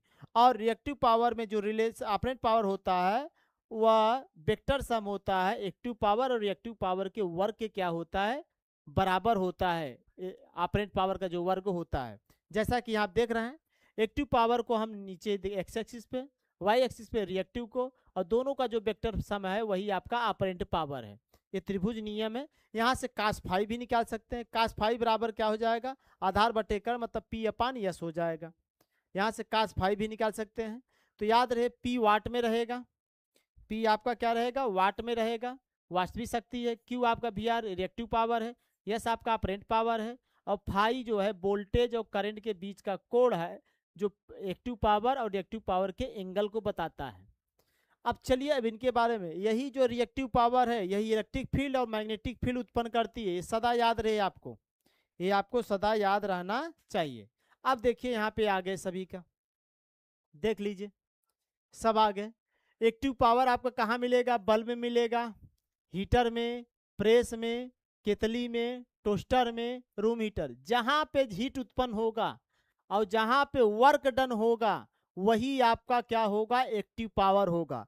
और जो रिएक्टिव पावर होता है वो मैग्नेटिक फील्ड इलेक्ट्रिक फील्ड उत्पन्न करेगा, तभी जैसे मैग्नेटिक फील्ड उत्पन्न करेगा तभी मोटर चलेगा, तभी मोटर चलेगा। ये देख लीजिए आपके जितने आपके हैं रिएक्टिव पावर वो इंडक्शन मोटर में आएंगे, ट्रांसफार्मर में आएंगे, फैन मोटर में आएंगे, आपके पंप मोटर में आएंगे, आपका जो यहाँ पे जितने आपके कॉइल हैं उन सब में आएंगे, कैपिटल बैंक में आएंगे। इस कैपिटल बैंक में आपका रिएक्टिव पावर ही मिलता है। तो इन सब का और डिटेल देखते हैं, चलिए यहाँ पे जानते हैं। ये डिटेल जानने के लिए ये देखिए यहाँ पर आ जाइए, और नहीं एक और जाएंगे तब आएंगे, आ जाइए इधर। इधर देखिए कैपेसिटर में अब कौन आपको रिएक्टिव पावर देता है कौन रिएक्टिव पावर लेता है उसकी बात करते हैं, ध्यान से समझे। करंट वोल्टेज से आगे रहती कैपेसिटर में, चार्जिंग के समय ये पॉइंट याद करना है, चार्जिंग के समय जो कैपेसिटर है वो रिएक्टिव पावर लेता है।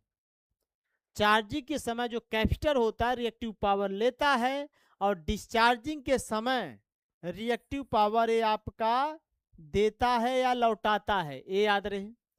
और कैपेसिटिव जो लोड है वो आपका वी आर दे, कैपेसिटिव जो लोड रहेगा जितने कैपेसिटिव लोड वी आर देते हैं, रिएक्टिव पावर देते हैं।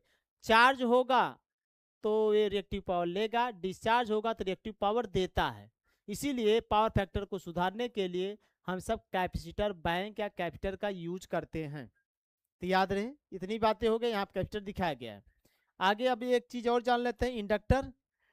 जब मैग्नेटिक फील्ड क्षेत्र बनता है तो इंडक्टर रिएक्टिव पावर लेता है। जब मैग्नेटिक फील्ड बनेगा तो ये रिएक्टिव पावर लेगा, तभी तो पावर फैक्टर लैग करता है। और जब चुंबकीय क्षेत्र घटता है तब ये रिएक्टिव पावर लौटाता या देता है इंडक्टर।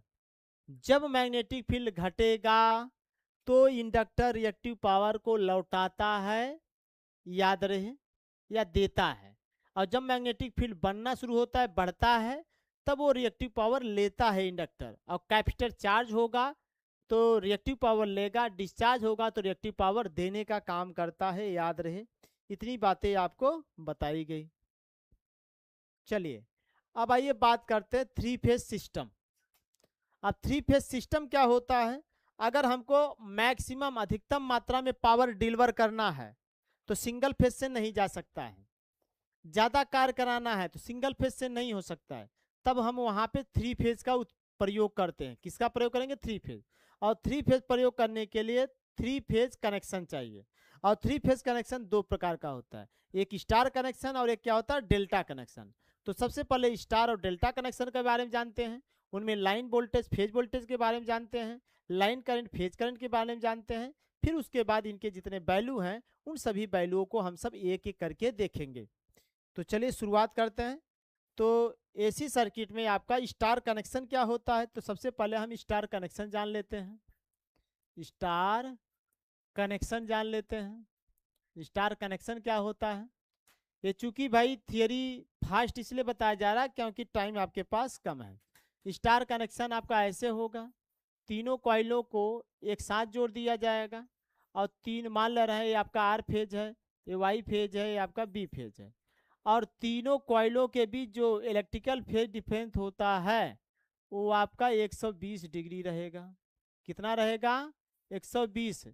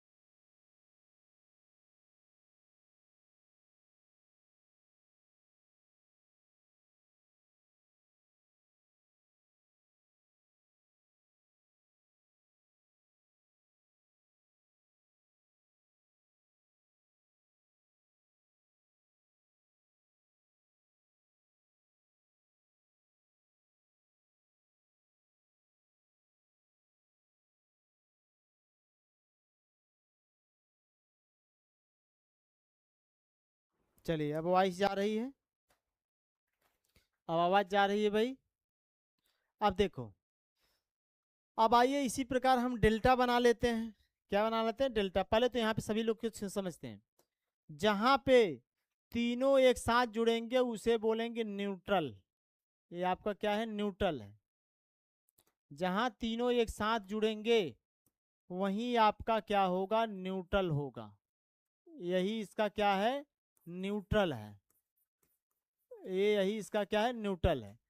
अब डेल्टा बनाने से पहले इनके सभी मान को हम देखेंगे। देखिए सबसे पहले दो लाइनों के बीच का जो वोल्टेज होता है वो लाइन वोल्टेज होता है, VL से दिखाते हैं।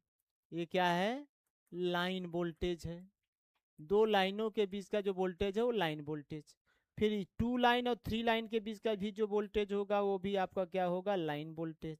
ऐसे 3 और 1 के बीच का भी जो वोल्टेज होगा वो भी आपका लाइन वोल्टेज होगा। क्लियर बात?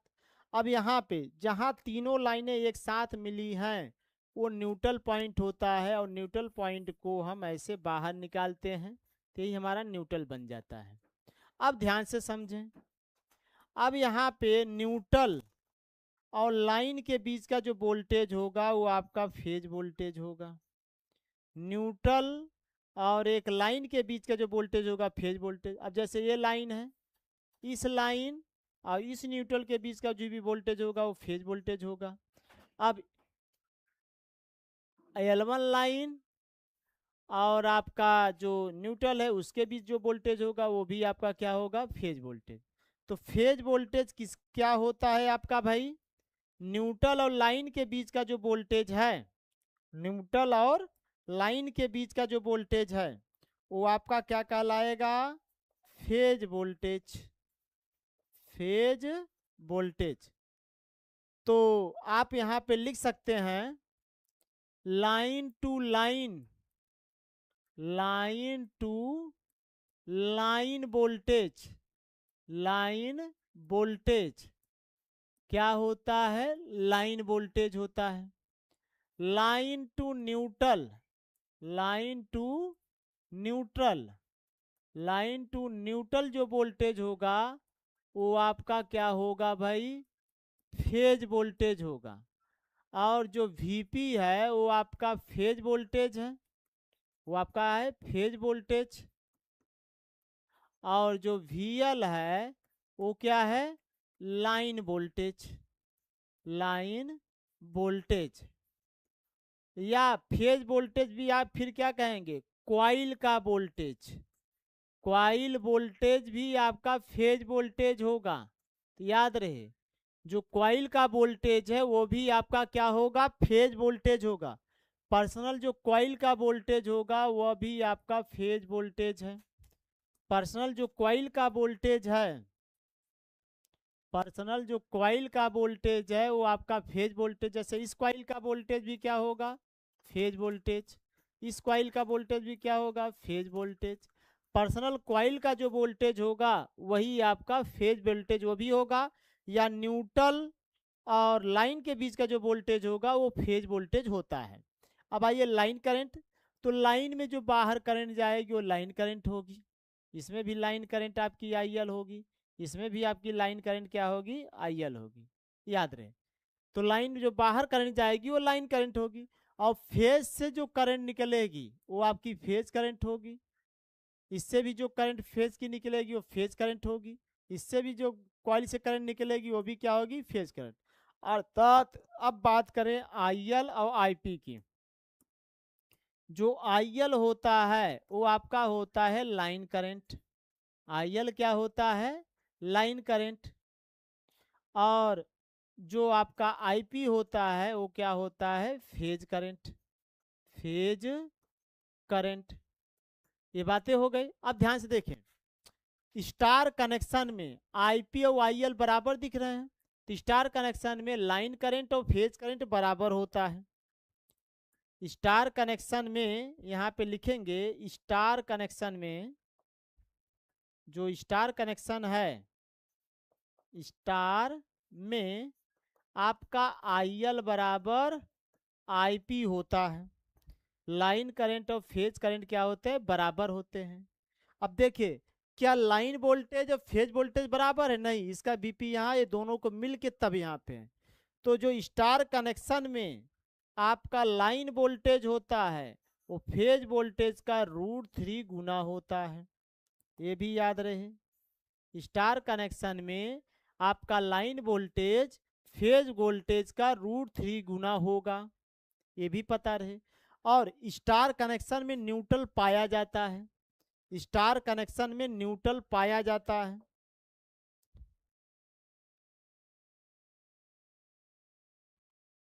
स्टार कनेक्शन में न्यूट्रल पाया जाता है, क्या लिखेंगे, स्टार में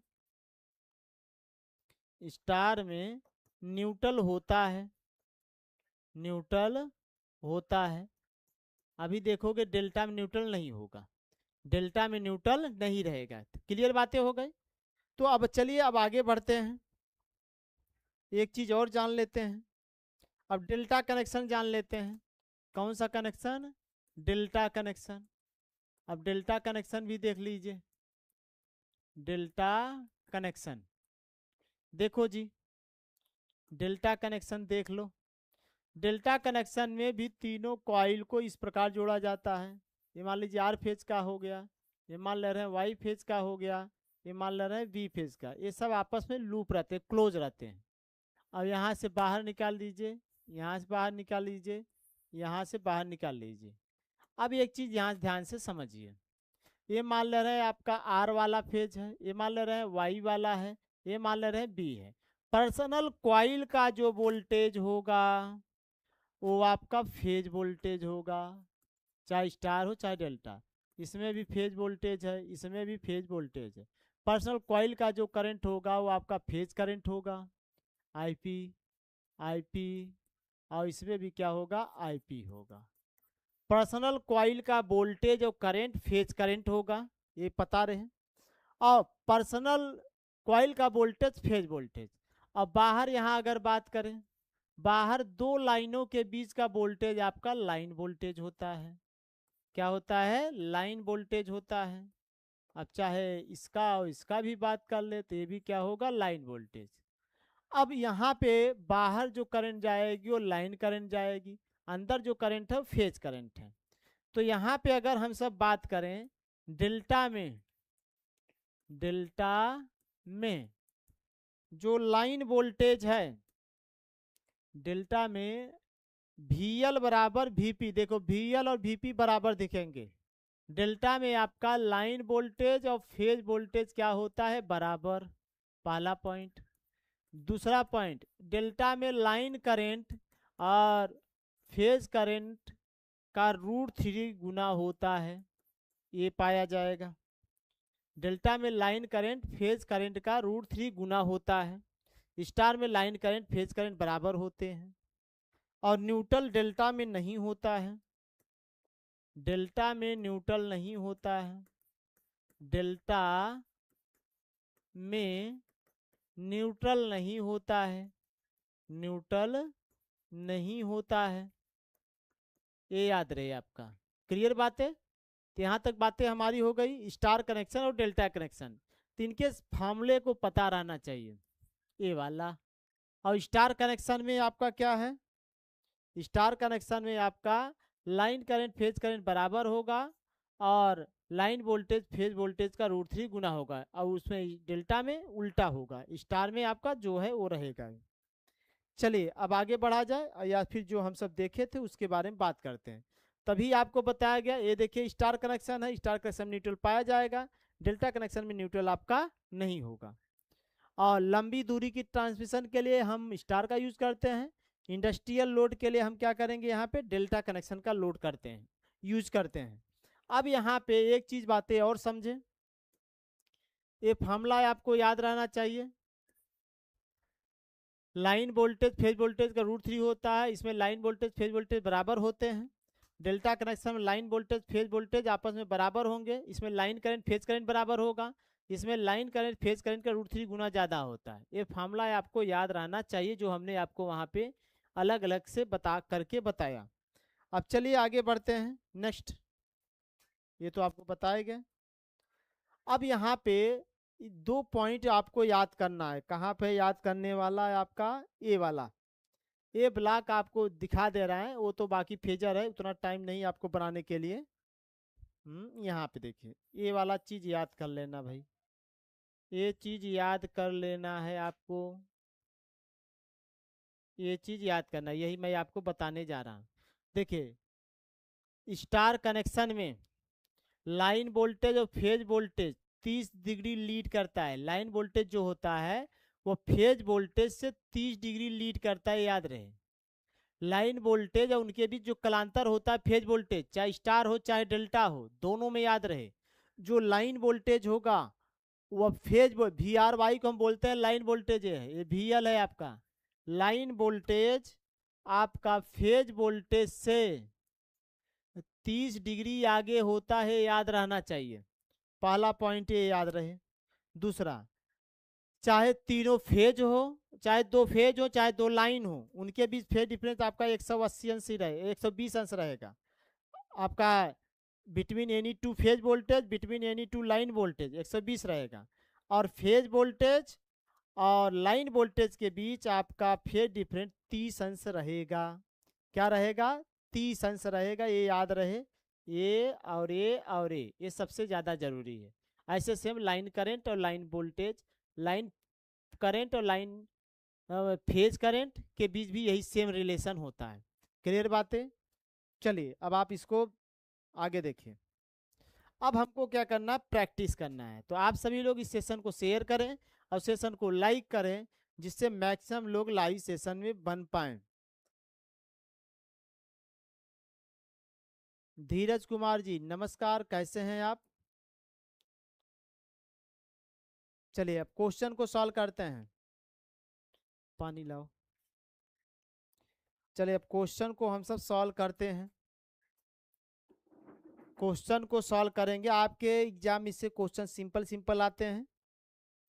तीन सभी क्वेश्चनों को हम सब एक एक करके देखेंगे। चलिए शुरुआत किया जाए। आप सभी पानी पी लीजिए, हम भी पानी पी लेते हैं, फिर आगे कहानी को हम सब बढ़ाते हैं।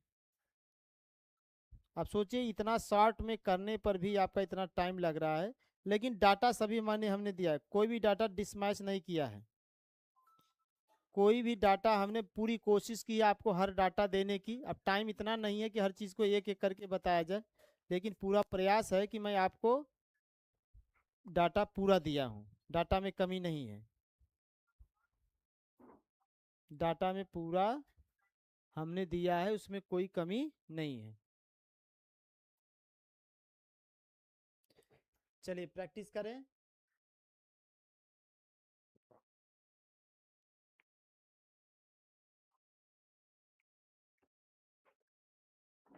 शुरुआत किया जाए।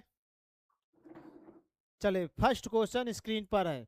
थोड़ा आपका आधे घंटे 1 घंटे और टाइम लिया जाएगा, फिर कहानी को स्टॉप किया जाएगा। चलिए बताइए, अल्टरनेटिंग करंट की परिभाषा क्या है? बताओ भाई, सभी लोग जवाब दो। हमारे साथ जितने लोग लाइव सेशन में बने हैं, आप सभी लोग इस क्वेश्चन का जवाब दीजिए। आप सभी लोग इस क्वेश्चन का जवाब दीजिए भाई। सबको पता है, इतना बहुत सिंपल क्वेश्चन है, बहुत ही सिंपल क्वेश्चन आपको देखने को मिल रहा है। चलिए जवाब आना चाहिए सभी का भाई, जवाब दो भाई। वह धारा जो समय के साथ परिमाण व दिशा दोनों बदलती है, ये सही है। कि वह धारा जो केवल एक दिशा में बहती है, वह धारा जो कभी शून्य नहीं होती है, वह धारा जो केवल बैटरी से मिलती है। ऑप्शन जवाब दीजिए भाई। तो भाई आपको पता, अल्टरनेटिंग करंट जिसका मान व दिशा दोनों समय के साथ क्या होता है, बदलता है। हाफ पॉजिटिव, फिर क्या होगा हाफ निगेटिव। समय के साथ मान और दिशा दोनों क्या होता है, बदलता है। क्लियर बात है। अब नेक्स्ट क्वेश्चन का जवाब दीजिए। आप सभी लोग नेक्स्ट क्वेश्चन का जवाब दीजिए। एसी जनरेटर में ईएमएफ तरंग का सामान्य आकार कैसा होता है? क्या वॉइस नहीं आ रही है? एक बार बताइएगा, वॉइस आ रही है भाई? हाँ, बैटरी तो है। चलिए नेक्स्ट क्वेश्चन का जवाब दीजिए। एसी जनरेटर में ईएमएफ में तरंग का सामान्य वेवफॉर्म कैसा होता है? वर्गाकार होता है कि त्रिकोणीय होता है कि जाकरी? आपको पता है एसी में सबसे ज्यादा यूज करते हैं हम सब साइनोसोडल। क्या यूज करेंगे? साइनोसोडल यूज करेंगे। नेक्स्ट, एक पूर्ण साइकिल पूरा करने में लगा समय क्या कहलाता है? आवृत्ति, टाइम पीरियड, आयाम या फेज? तो सभी को पता है कि एक cycle half positive half negative पूर्ण करने में जो समय होता है कैपिटल टी अर्थात आवर्तकाल कहलाता है। एक साइकिल पूर्ण करने में लगा समय क्या कहलाता है? आवर्तकाल। आवर्तकाल टी का मात्रक क्या होता है? सेकंड होता है। मात्रक क्या होता है आपका? सेकंड होता है। ये सभी को पता है भाई। बहुत बढ़िया, आप सभी लोग जवाब देते जाएं। डब्लू जी बहुत अच्छे। चले नेक्स्ट क्वेश्चन का जवाब दीजिए। भारत में घरेलू आपूर्ति की मानक आवृत्ति कितनी होती है? सबको पता है 50 हर्ज होती है। विदेशों में भारत में आवृत्ति, भारत में जो आवृत्ति है वो कितना है? 50 हर्ज। और विदेशों में अगर बात करें तो विदेशों के लिए कितना होगा आवृत्ति आपका? 60 हर्ट्ज है। कितना है? 60 हर्ट्ज है। क्लियर बात।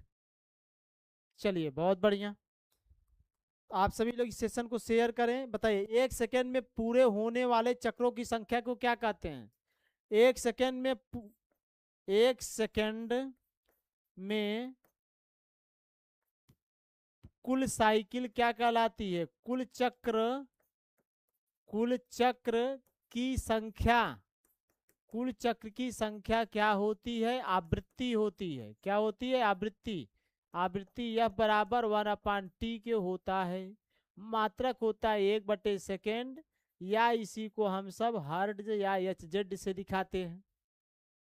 क्लियर बात हुई। चलिए ने बहुत बढ़िया, नेक्स्ट क्वेश्चन का जवाब दीजिए। एसी तरंग का अधिकतम मान या मैक्सिमम वैल्यू किसे कहते हैं? एवरेज वैल्यू कहते हैं कि वर्गमाल आरएमएस वैल्यू कहते हैं कि शिखर मान को कहते हैं कि प्रभावी मान को? तो एसी तरंग का अधिकतम मान आपका शिखर मान कहलाता है। क्या कहलाता है? शिखर मान। जैसे कि ये देख लो, ताक्षणिक मान का जो अधिकतम वैल्यू है यही आपका आई मैक्स भी होगा, यही को हम शिखर मान कहते हैं। क्या कहते हैं?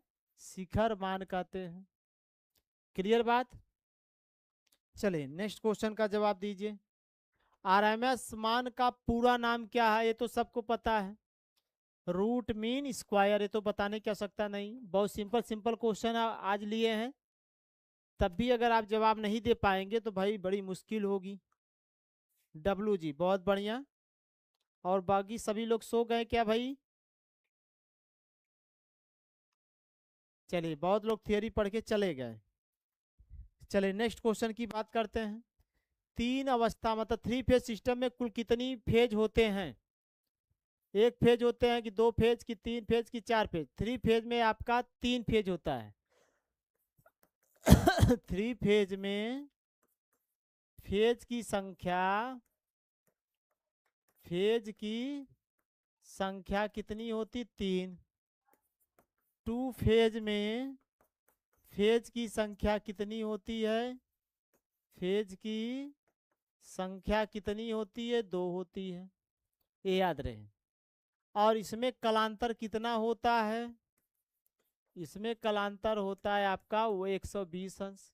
इसमें कलांतर होता है 90 डिग्री। इसमें कलांतर कितना होता है? 90 डिग्री। इसमें कलांतर क्या होता है? 90 डिग्री होता है। क्लियर बात है? ठीक। Next question. तीन या तीन प्रावस्था मतलब थ्री फेज की बात कर रहे हैं। थ्री फेज सिस्टम में दो क्रमागत फेजों प्रावस्थाओं के बीच कलांतर कितना होता है? Phase different. जैसे ये आपका आर फेज है, ये आपका वाई फेज है, ये आपका बी फेज है। तो इनके बीच कितना कलांतर होता है? 120। इनके बीच कितना होता है? 120। और कलांतर ज्ञात करने का फार्मूला क्या होता है? कलांतर का फार्मूला होता है आपका 360 बटे number of phase.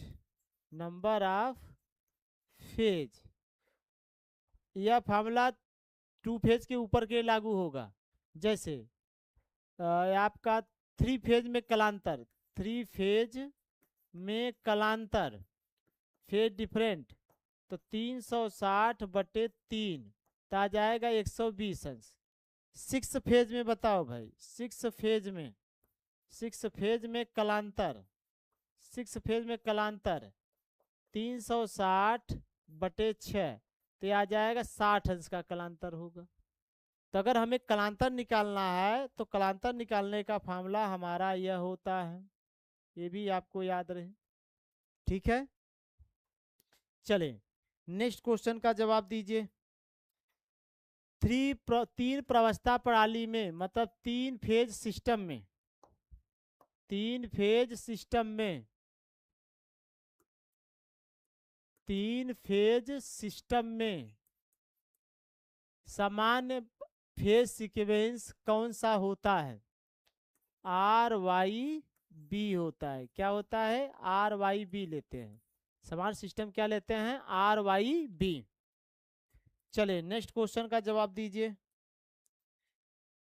Single phase की तुलना में थ्री फेज, ये भाई आपका थ्री फेज है, थ्री फेज प्रणाली का मुख्य लाभ क्या है? सिंगल फेज की अपेक्षा थ्री फेज सिस्टम के लाभ बताना है। बताओ भाई। कम तार की आवश्यकता व अधिक शक्ति स्थानांतरण होता है। केवल घरेलू उपकरण के लिए उपयोग होता है। इसमें न्यूट्रल तार आवश्यक होता है। यह केवल डीसी मोटर चलाने के लिए। देखिए आपको पता है अगर हमको तीन फेज सप्लाई देना पड़ेगा तो अलग अलग तीन कॉइल लगा के भेजना पड़ेगा। अगर थ्री फेज सिस्टम है तो उसमें आपकी तार की बचत हो जाएगी और ये तीन सिंगल फेज की अपेक्षा अधिक पावर ये ट्रांसफर कर पाएगा। चलिए नेक्स्ट क्वेश्चन। स्टार कनेक्शन में लाइन वोल्टेज और फेज वोल्टेज में संबंध तो सबको पता है। स्टार में आपका लाइन वोल्टेज VL बराबर क्या होता है? √3 VP होता है। और लाइन करंट जो होती है, लाइन करंट आपका IL बराबर IP होता है। ये तो आपको पता है सब लोगों को भाई। तो कौन सा सही होगा? Option B. कौन सा सही होगा? Option B. बहुत बढ़िया, सभी लोग जवाब देते रहे भाई। हमारे साथ जितने लोग लाइव सेशन में जुड़े हैं सभी लोग जवाब देते रहे भाई, सभी लोग जवाब देते रहे।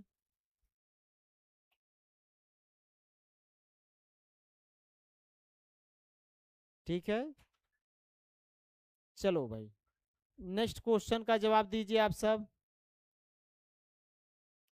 नेक्स्ट क्वेश्चन का जवाब दीजिए। डेल्टा कनेक्शन में लाइन धारा और फेज धारा में संबंध। तो भैया डेल्टा डेल्टा में अगर हम सब बात करें, डेल्टा में लाइन वोल्टेज होता है आपका VL बराबर VL बराबर VP के। और डेल्टा में जो लाइन करंट होता है, लाइन करंट IL बराबर होता है √3 IP के। √3 क्या होगा? IP के होगा। क्लियर बात है? चलिए, तो कौन सा जवाब सही है आपका? IL बराबर √3 IP के। नेक्स्ट, स्टार संयोजन में लाइन धारा और फेज धारा के बीच संबंध क्या होता है? बताइए भाई। स्टार कनेक्शन में लाइन धारा और फेज धारा के बीच में क्या संबंध होता है? किसमें बात कर रहे हैं? स्टार में। लाइन धारा होता है IL बराबर IP। यही सबको पता है भाई, यही आपको बताया गया। ठीक। नेक्स्ट, डेल्टा संयोजन में लाइन वोल्टेज और फेज वोल्टेज के बीच संबंध बताएं। डेल्टा कनेक्शन में लाइन वोल्टेज और फेज वोल्टेज के बीच संबंध बताएं। अभी बताया गया। डेल्टा में लाइन वोल्टेज VL बराबर VP होता है, और जबकि स्टार में, किसमें? स्टार में लाइन वोल्टेज VL बराबर √3 VP होता है। ये आपको पता है, अभी अगले वाले क्वेश्चन में आपने यही किया। तो डेल्टा में क्या होगा? VL बराबर VP होगा। ऑप्शन कौन सा सही होगा? B। बहुत बढ़िया। नेक्स्ट बताइए। संतुलित बैलेंस थ्री फेज की बात कर रहे हैं। बैलेंस 3 फेज स्टार सिस्टम में न्यूट्रल धारा कितनी होती है? लाइन धारा के बराबर होती है कि शून्य होती है, कि लाइन धारा की आधी होती है, कि लाइन धारा की दोगुनी होती है? देखिए, ये स्टार कनेक्शन है, ये आपका स्टार कनेक्शन है, AR है, AY है, ये आपका B है। अब इसमें मान ले रहे हैं IR है, इसमें मान ले रहे हैं IY है, इसमें क्या है? IB है, और यहाँ न्यूट्रल है। यहाँ क्या है? न्यूट्रल। तो जो न्यूट्रल करंट है वो IN होता है। तो बैलेंस कंडीशन में याद रहे, बैलेंस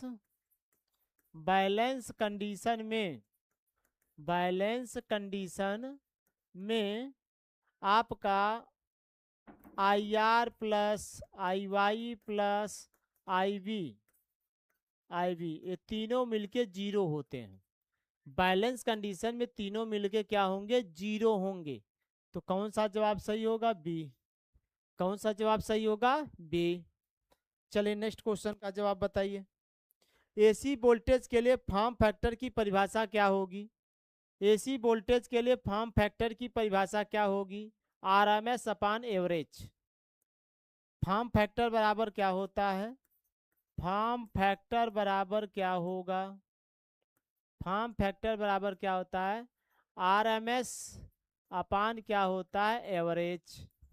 यही आपको बताया गया। फॉर्म फैक्टर क्या होता है? RMS वैल्यू अपान एवरेज वैल्यू। RMS अपान एवरेज।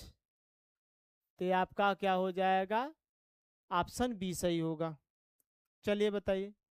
साइनोसॉइडल के लिए प्योर साइन फॉर्म फैक्टर कितना होता है?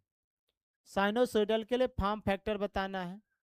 तो भाई फॉर्म फैक्टर अगर हम सब निकालें फॉर्म फैक्टर, तो फॉर्म फैक्टर का फॉर्मूला आपको बताया गया RMS अपान एवरेज। एवरेज बताया गया। RMS होता है VM अपान √2, और RMS होता है VM अपान √ एवरेज होता है 2VM अपान पाई होता है। तो आपका क्या हो जाएगा? VM से VM कैंसिल, तो पाई चला जाएगा आपका ऊपर, तो नीचे आ जाएगा कितना है आपका? 2√2। अब पाई का मान भाई अब ऊपर नीचे √2 का गुणा कर दे, हो जाएगा 2 पाई अपान नीचे आ जाएगा 4, तो 2 दूना 4,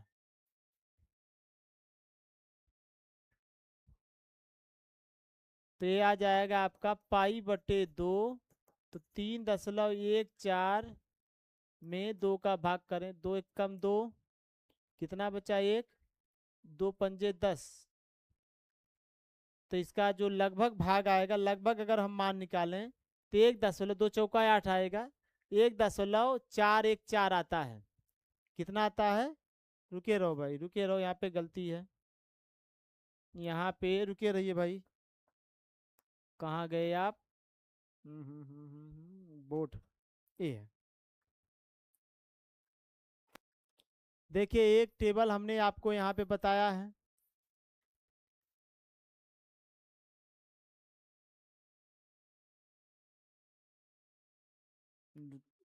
कहाँ जा रहे हो भाई,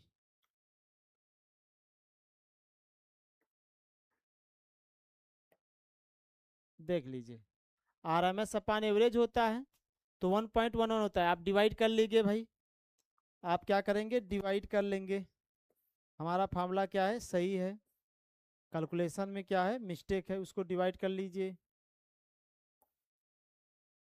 उसको क्या करिए, डिवाइड करिए,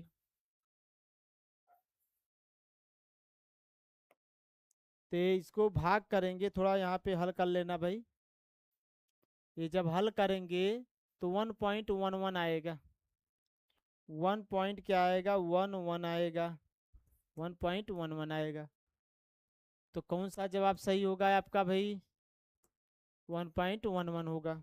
चलिए नेक्स्ट, नेक्स्ट बताते चलिए भाई,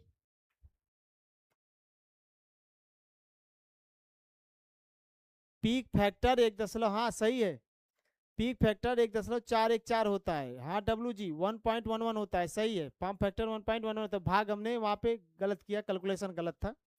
चलो शुद्ध साइन के लिए पीक फैक्टर कितना होगा, 1.414, अब पीक फैक्टर बराबर क्या होता है, पीक फैक्टर बराबर क्या होगा, एवरेज अपान पीक वैल्यू, पीक वैल्यू अपान क्या होता है, RMS वैल्यू, RMS वैल्यू, अब इसका मान आता है 1.414 आता है, क्लियर बात। चलिए सिंगल सिंगल फेज AC परिपथ में वास्तविक शक्ति का सूत्र क्या होता है, देखिए एक्चुअल पावर, एक्चुअल पावर जिसे आप कह रहे हैं वास्तविक शक्ति, वास्तविक शक्ति का फार्मूला क्या होता है भाई, VI cos phi, VI cos phi, और रिएक्टिव पावर क्या होता है, लिख डालो सभी, रिएक्टिव पावर क्या होता है, VI sin phi, apparent power क्या होता है, ऑपरेंट पावर क्या होता है, ऑपरेंट पावर क्या होता है, केवल VI, इसको हम दिखाते हैं वाट से, इसको दिखाते हैं हम सब VAR से, इसको दिखाते हैं हम सब VA से,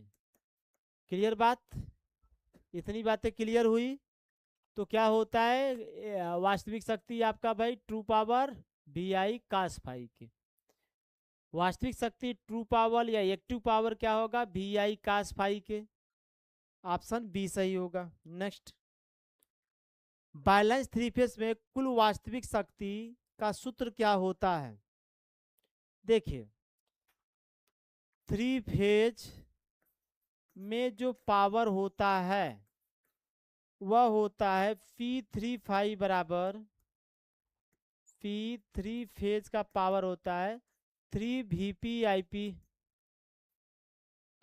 cos फाई, या फिर यहाँ बात करेंगे √3 VL cos phi, cos phi, यही होता है भाई फार्मूला, याद रहे, √3 का थ्री फेज लाइन वोल्टेज के रूप में ये होगा, फेज वोल्टेज के रूप में ये होगा, ये याद रहना चाहिए, तो कौन सा होगा, P√3 VL IL cos phi होगा। पावर फैक्टर का मान किस श्रेणी में होता है, cos फाई का मान किस श्रेणी में होता है, 0 से 1 के बीच होता है, 1 से 2 के बीच होता है, -1 से 0 के बीच होता है, या सदैव 1 होता है। Power factor, power factor, power factor का मान, पावर फैक्टर बोले तो cos फाई, cos फाई का जो मान होता है वो 0 से लेके 1 तक होता है, 0 से लेके 1 के बीच होता है। तो कौन सा सही होगा, ऑप्शन ए सही होगा। नेक्स्ट, नेक्स्ट बताइए भाई। शुद्ध कैपेसिटिव, प्योर कैपेसिटिव सर्किट में धारा वोल्टेज कितने कोण आगे होता है। तो आपको पता है प्योर कैपेसिटिव करंट जो होता है वो वोल्टेज से 90 डिग्री आगे होता है। 90 डिग्री करंट क्या होती है, आगे होती है। कितना डिग्री आगे होता है, 90 डिग्री। यह 3 फेज स्टार कनेक्शन में फेज वोल्टेज 230 वोल्टेज है, Vp का मान दे दिए 230 वोल्ट, तो लाइन वोल्टेज मतलब VL को ज्ञात करना है। तो चूंकि स्टार में VL बराबर √3 Vp, तो √3 का मान आप रख दीजिए भाई, √3 इंटू Vp का मान 230 रख दीजिए। 200, अब गुणा कर दे भाई, तो आपका कितना आएगा, ए आप √3 में 230 का मल्टीप्लाई करें भाई, √3 में 230 का मल्टीप्लाई करें। डब्लू पाल जी 25 का बताएं, 25 का बताएं, 25 का बताइए भाई, मल्टीप्लाई करिए।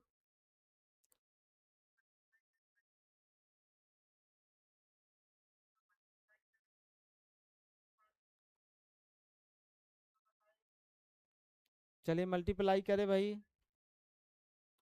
√3 की वैल्यू कितनी होगी,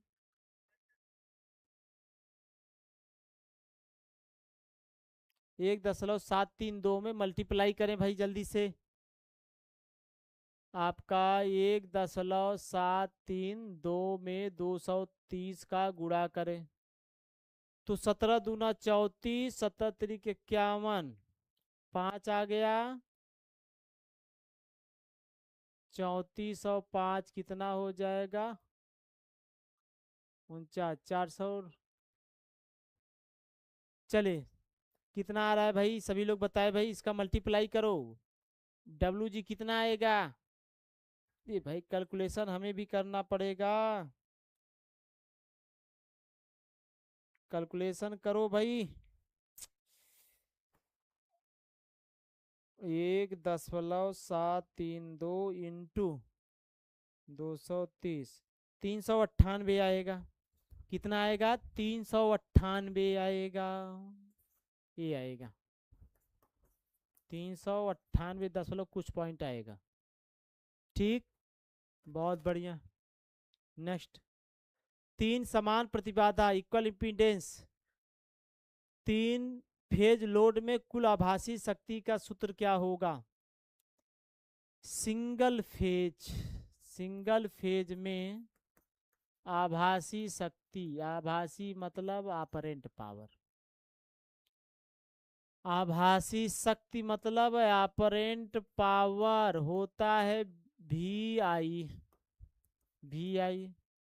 3 फेज में क्या होगा, 3 फेज में क्या होगा, 3 Vp IP होगा, या 3 फेज में जो आभासी शक्ति है, जो आभासी शक्ति है वह √3 VL IL होगा। काश का गुणा नहीं करेंगे नहीं तो एक्टिव हो जाएगा, तो कौन होगा आपका, √3 VL IL। चलिए स्टेटमेंट है, स्टार डेल्टा स्टार्टर का उपयोग प्रेडर मोटर के स्टार्टिंग करंट को कम करने के लिए किया जाता है। ये भाई 3 फेज इंडक्शन मोटर का है, सही बात। स्टार कनेक्शन में स्टार्टिंग के समय फेज वोल्टेज समान वोल्टेज का 1/√3 गुना होता है, ये भी सही बात है। जो फेज वोल्टेज है VP VL/√3 होता है, कम होता है। तो अर्थात दोनों सही है, AR दोनों सत्य है, RA की सही व्याख्या कर रहा है। चलिए नेक्स्ट बताइए, निम्न में से कौन सा कथन सत्य असत्य है, बताइए। तीन प्रावस्था प्रणाली में मतलब 3 फेज सिस्टम में कुल शक्ति समय के साथ स्थिर रहती है, कुल शक्ति समय के साथ स्थिर रहती है, जबकि सिंगल प्रावस्था में यह पल्सेटिंग होती है। सही बात है, 3 फेज में कांस्टेंट रहता है, जबकि सिंगल फेज में यह पल्सेटिंग रहता है। सही है। पूर्ण असत्य है, पूर्ण सत्य है, केवल स्टार संयोजन में सत्य है, केवल डेल्टा संयोजन में सत्य है। बताइए कौन सा कथन सत्य या असत्य है। 3 फेज सिस्टम में कुल शक्ति समय के साथ स्थिर रहती है, समय के साथ स्थिर रहती है। नहीं भाई, समय के साथ क्या स्थिर रहती है, इसका जवाब दीजिए भाई। बबलू जी क्या कह रहे हैं आप। 27 का ए, 27 का है, 28 का बताइए। 3 फेज सिस्टम में कुल शक्ति समय के साथ कांस्टेंट रहती है कि जबकि प्रावस्था में पल्सेटिंग होती है।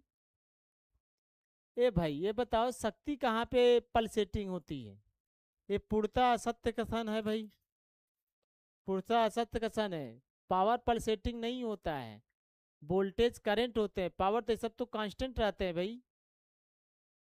चलिए नेक्स्ट, एक अनबैलेंस 3 फेज स्टार लोड की गणना के लिए किस विधि का प्रयोग करते हैं। अनबैलेंस के लिए 3 वाट मीटर विधि का प्रयोग करते हैं। अच्छा 3 वाट मीटर नहीं दिया, अच्छा कोई बात नहीं। KVL का प्रयोग नहीं करेंगे, मिलमान नोडल एनालिसिस का प्रयोग करेंगे। कौन सा स्टार कनेक्शन, देखो लो, स्टार कनेक्शन में हम सब नोड का प्रयोग करते हैं, तो ये सही है, बी ऑप्शन सही है। चलिए नेक्स्ट क्वेश्चन बताइए, यदि 3 फेज सिस्टम में प्रत्येक फेज की शक्ति गुणांक भिन्न भिन्न है तो कुल शक्ति ज्ञात करने की सही विधि क्या है। देखो भाई ये देखिए, ये देखिए तीनों की अगर अलग अलग है शक्ति तो तीनों फेज की शक्ति को अलग अलग गणना करके जोड़ना पड़ेगा। केवल एक फेज की शक्ति को 3 गुना करना पड़ेगा, औसत फैक्टर मानकर सूत्र लगाएंगे, या कुल शक्ति नहीं ज्ञात की जा सकती। अगर इसमें करंट जैसे मान ले रहे हैं IL बराबर 2 एम्पियर, इसमें मान ले रहे हैं IL बराबर 3 एम्पियर, इसमें मान ले रहे हैं IL बराबर आपका 1 एम्पियर है। अगर अलग अलग है तो अलग अलग आप न्यूट्रल लगा के, न्यूट्रल से अलग अलग यहाँ पे वाट मीटर लगाएंगे। क्या लगाएंगे, वाट मीटर अलग अलग लगा के उनका एक साथ जोड़ेंगे। तीनों फेज सर्किट को अलग अलग गणना करके क्या किया जाएगा, जोड़ा जाएगा, या तीनों फेजों में 3 वाट मीटर का हम सब प्रयोग करेंगे। चलिए यहाँ तक आपका हो गया इनसे रिलेटेड MCQ, इनसे रिलेटेड हो गया MCQ। अगर आपको PDF चाहिए, PDF के लिए, PDF के लिए HPH क्लासेस, ऐप डाउनलोड करें, ऐप डाउनलोड करें, डाउनलोड करें। ठीक है, तो आज का क्लास कैसा लगा, सेशन के बाद जरूर कमेंट करिएगा। अगर किसी को कुछ पूछना है तो आप लोग पूछ सकते हैं। बताइए किसी कोई इंक्वायरी लेना है, कुछ जानकारी लेना है तो पूछिए भाई, कुछ अपनी बातें रखना है। डब्लू पाल सिंह जी बहुत बढ़िया, आप सबने हर क्वेश्चन का सही से जवाब दिया। 28 का सी कह रहे हैं डब्लू पाल जी।